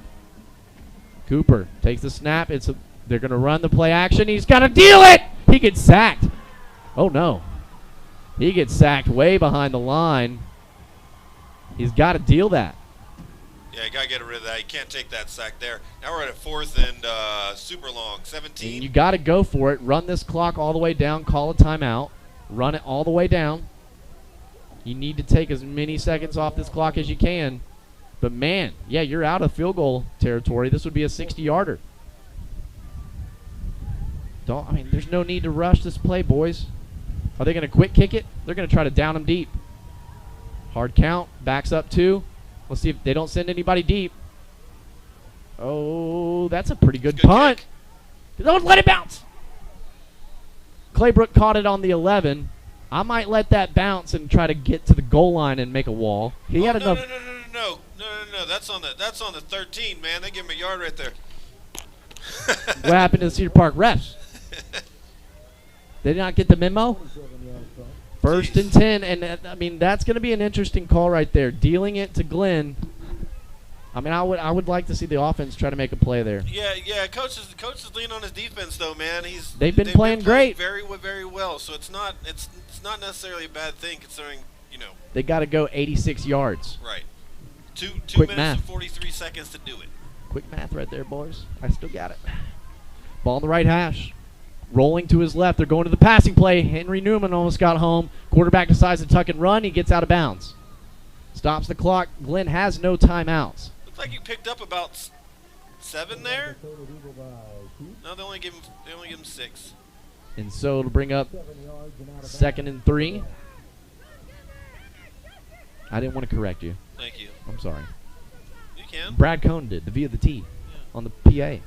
That's his. That's him, dude. I can be wrong. That's okay. Hey, self-awareness. I like that. 2nd and 3. Ball on the left hash. No timeouts. Got to get out of bounds for Glenn. They're going to roll the same play to the left. Got to get in coverage. Find an open receiver on the sideline, and he's out of bounds and a first down. Got to keep outside contained. Completed to number 10, Hunter Minor. Ball on the right hash at the Glenn 29-yard line. 2 minutes and 30 seconds to go in the game. Come on, guys. We've got to start sending some of these outside backers if they're going to keep this rollout. That's the only pass they've done is they've been rolling this quarterback out on a play-action boot action. That's a fumbled snap! Let's see. I think he got back on it. He didn't pull a Cam Newton. He got on the football. He did get on the ball. God. Clock is still running. Still too soon. Clock at 2:15. 30 seconds on the play clock. They're huddled up. 2nd and 10. That was a gift right there. Yeah, and now they're kind of forced to you throw got the to ball key downfield. the slot. Keaton Graham. There's that play. This Cedar Park plays it this time. Tackle for a sack. Hello, Newman. Great job, dude. Oh, the pressure right there coming in there, getting all up in his face. That was going nowhere from the beginning. And that clock is rolling. Glenn has got to stay on this. You got to keep your foot on the gas here. But you got to locate number 4 and number 2 on this play. Those are their home run hitters. Yeah, for sure. But they got to push the ball down the field, and that's not their MO, man. That's not their style of ball. Cedar Park has got to play. You got to get set. They're under center. They're running it. Their number 2 got it, and that's going right up the middle and nowhere. Yeah, I don't don't know what that play gets you. That's I don't know fourth. about that play call. I don't know what that gets you there. Lay on the guy. Take a long time to get up. 1 minute, 20 seconds. Clock is rolling. That was number 2, the ball carrier, DeMarcus Davis. He had a big touchdown carry earlier in the game, and Cedar Park has bottled him up since. 4th and 14. There ain't much here left in the playbook for Glenn. Nope. Don't give up the home run. Keep it in front of you. You got to get to the quarterback. Quickly to the line. Under center. Rolling to his left. There we go. Good pass rush by Jaheim. And he's going to launch one. And it's broken up. And it's picked off. Number 16, Ross Sorrell. He's going to return it all the way down to the Glenn 31-yard line. And that's your ball game. Oh, baby, that was pretty. Great job by Jaheim Porter. He got upfield in a hurry to make that quarterback step up, rush that progression. Ross Sorrell was able to clean it up off of the deflection. Get it out, Josh. I didn't know what number had the deflection, but a great play on the ball. Man. Did it with tip drill. Tip drill, baby. Cedar Park capitalizes. They take over 44 seconds to go in my favorite formation, the victory formation. Oh, man. Cedar Park is going to hold on here with a 6-point win. And what a game by Cedar Park, and this team has been tested. So 8 points, 7 points, 6 points in our meetings, the point differential. That is getting interesting. That's a trend to watch, folks. Cooper on for takes the knee. That's your final play of the ball game. And Cedar Park is sealed. It's stamped into the playoff race. Wow. That is an unreal performance by Cedar Park. 30 seconds. Oh, they're going to have to run one play. That's silly. We'll go ahead. I'm going to try to look up these scores from our district while we got time. And looks like Leander is down to Belton, where we're going to be going next week. They're losing 29-15 with 10 minutes to go in the game. Eastview down from Georgetown 58-14. And Rouse on top of Chaparral 53-7. So all those games finishing how we thought. And Cedar Park gets the dub, holds on to the 6-point victory after trailing in the second half. Cedar Park finds a way to stay undefeated in district, and Glenn defeated in district.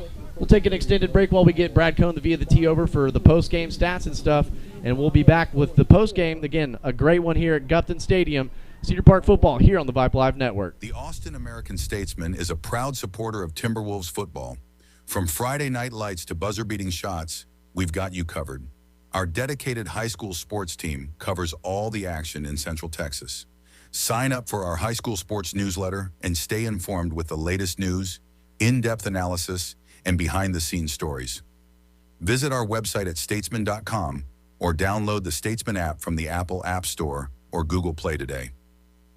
Championship teams run on trust. They make smart decisions, attract great talent, and bring their A game every time. At American Bank of Commerce, we embrace this same championship philosophy. From first-name relationships to local decision-making to personalized service, we are the bank you can trust in the clutch. American Bank of Commerce. Let's win together. Equal housing lender, member FDIC. Welcome to Taco Palenque, where the magic happens at this very moment. And especially for you. We know fresh food simply tastes better. That's why we start cooking your meal at the exact moment you place your order. For us, your order is not just another number. It's as unique and special as you are. Enjoy your meal. Taco Palenque, food in real time.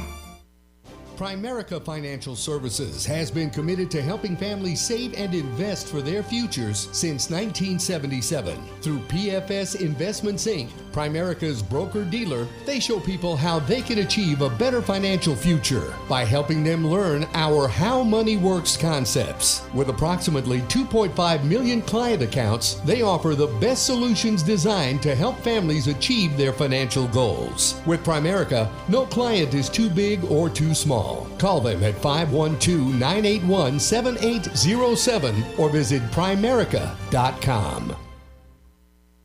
Welcome to the warm and inviting atmosphere of Toscano Italian Kitchen. Founded with a passion for creating innovative and exciting culinary experiences, Toscano Italian Kitchen pushes the boundaries of traditional Italian cuisine while embracing the unique flavors and ingredients of the Lone Star State.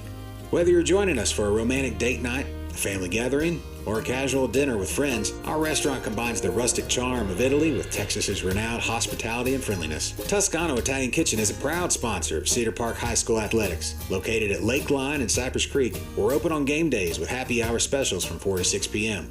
We also offer catering for groups of 10 to 1,000 and a private dining room for parties and gatherings. So whether you're a fan of traditional Italian dishes or eager to explore the creative combinations of our Italian with a Texas twist menu, we offer something for everyone. Come and experience the fusion of two culinary worlds in the inviting and welcoming atmosphere of Toscano Italian Kitchen.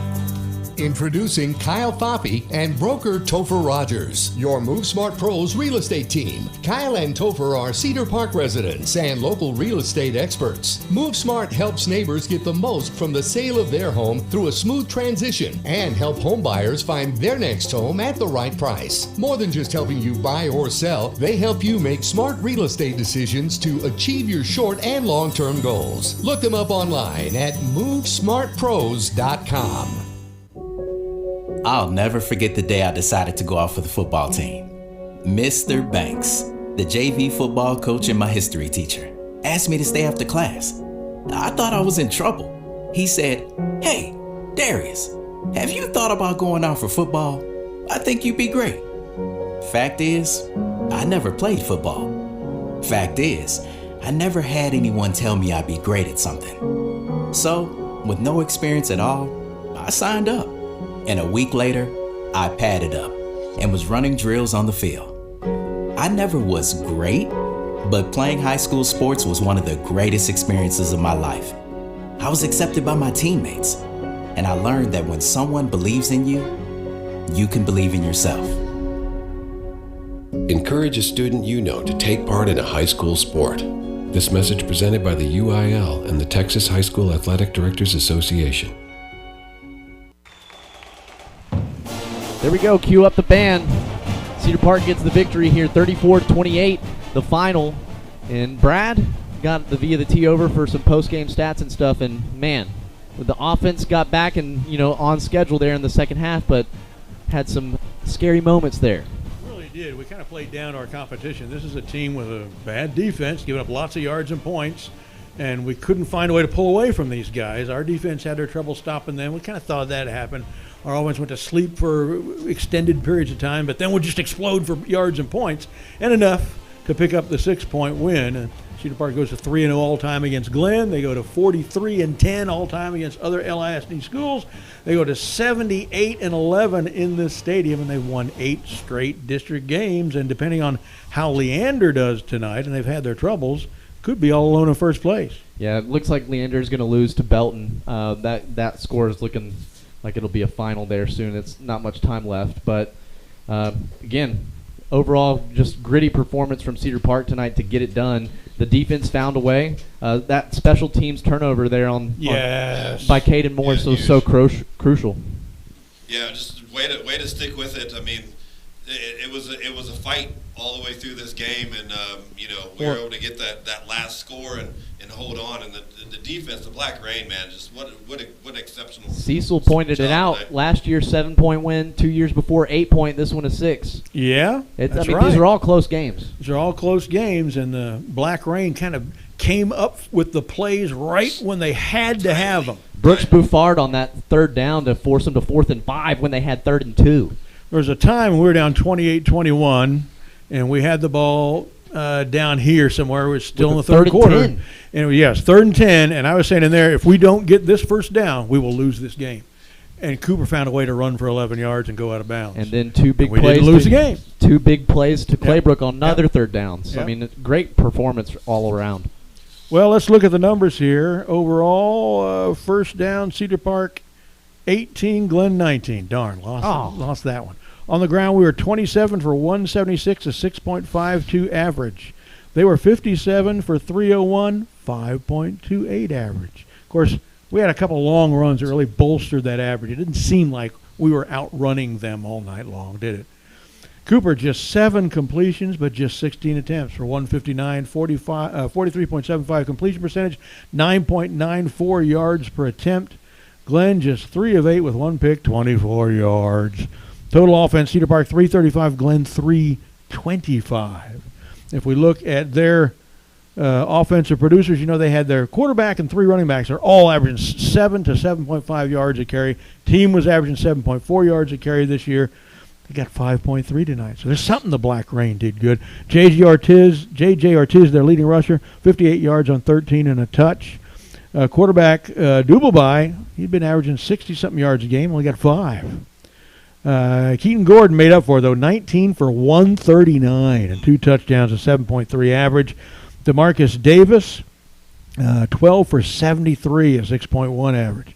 So those are their numbers. There's nothing to talk about passing for them at all. We look at our rushing numbers.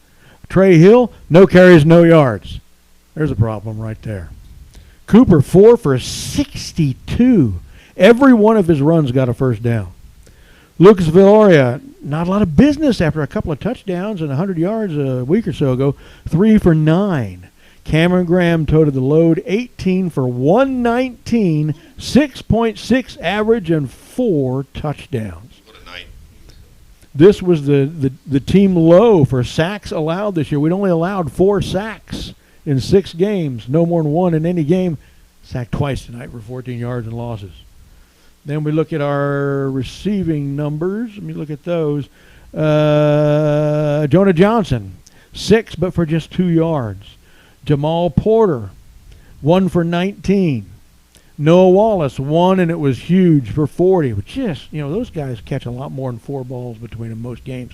Claybrook only caught 3, but 94 yards. 24, 22, and a 48-yard touchdown for Claybrook. Yeah, I mean, just it's mind-blowing just the first half only having 18 plays run. Yeah. But it looked like in the second half they made those adjustments. They went away from the screens. They kept the offensive line in to make a pocket for Cooper, and we were able to find success. All right, let's look at our total. 16 passes, 27, only 43 offensive plays tonight. There's a problem. Yeah, not very many, but, man, when the adjustment was made and we really started pushing the ball downfield, it really opened stuff up and allowed, for the deep pass. Plus, it allowed the option for Cooper to use his legs, and he took off. Like you said, first downs on all of his carries. I mean, that's a huge weapon right there. And then unfortunately, Glenn, when they got down into the short time situation toward the end of the game, they're not designed to throw the ball deep downfield. Right. They're a running team, run heavy team. You could tell they were lost. And there's really not a whole lot they could do. Yeah, I still am curious as to why Cooper so many times tonight was looking and running around there and couldn't find anybody open on the very worst pass defense in the district. Yeah. I don't know how that happens. But anyway, a win is a win. Win's a win. Win's a win. Any final words then as we part and get ready for the Cedar Park band as the middle school night didn't get to do their halftime performance? Nope, I'll let them play. Perfect. Any parting words, Cecil? Yeah, man, this was a fun call tonight. Really fun. Had a really good time. Really great to have Bolshel back. Back in action. Thanks for taking over the camera, man. That's a good time. Yeah, man. It was a great one, and Cedar Park gets the victory here, remains undefeated in district play, and we got a big one next week on the road going to Lake Belton. And so Cedar Park, we need all the faithful to travel. But let's have some fun at Timberwolf Night in America because we got the quarterbacks and the tight ends coming by. So it'll be a fun one at Taco Palenque. Taco Tuesday, make that a part of your plans and show your identification for students and faculty. Get 15% off. Make sure you join us. Again, we'll talk about this one and preview the Lake Belton game coming up. But for everybody over at Vype Media, Merle Bertrand, Suna Venkat, Rosie Bega, RQA tonight. And again, thank you for our guest, Nathan Bolshel, giving us a celebrity angles. We really do appreciate it. Signing off here from Gupton Stadium, Cedar Park with the win, 34-28. Oh, we're gonna get the crowd mic out there. Sorry for the back-to-back. How many? It's like I think it's a decade long. Yeah, easy for you to say. But again, we're gonna tune in to the band for their performance, and it is a mighty good one. Got the dub. Willard of Oz out.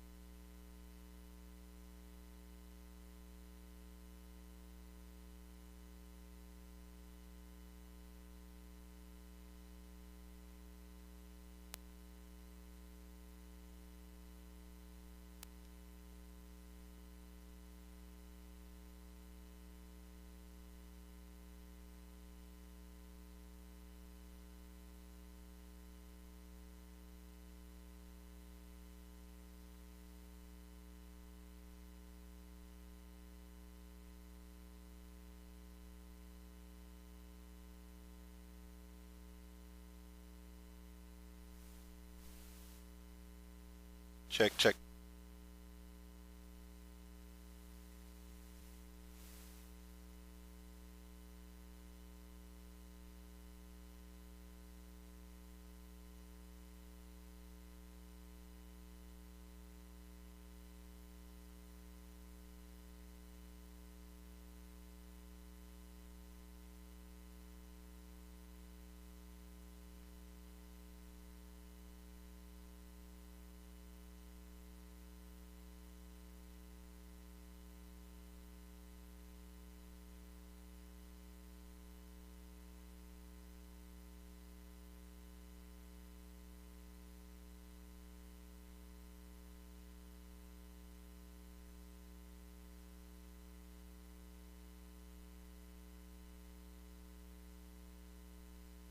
Hey guys, Willard of Oz here, and we got the intern Cecil getting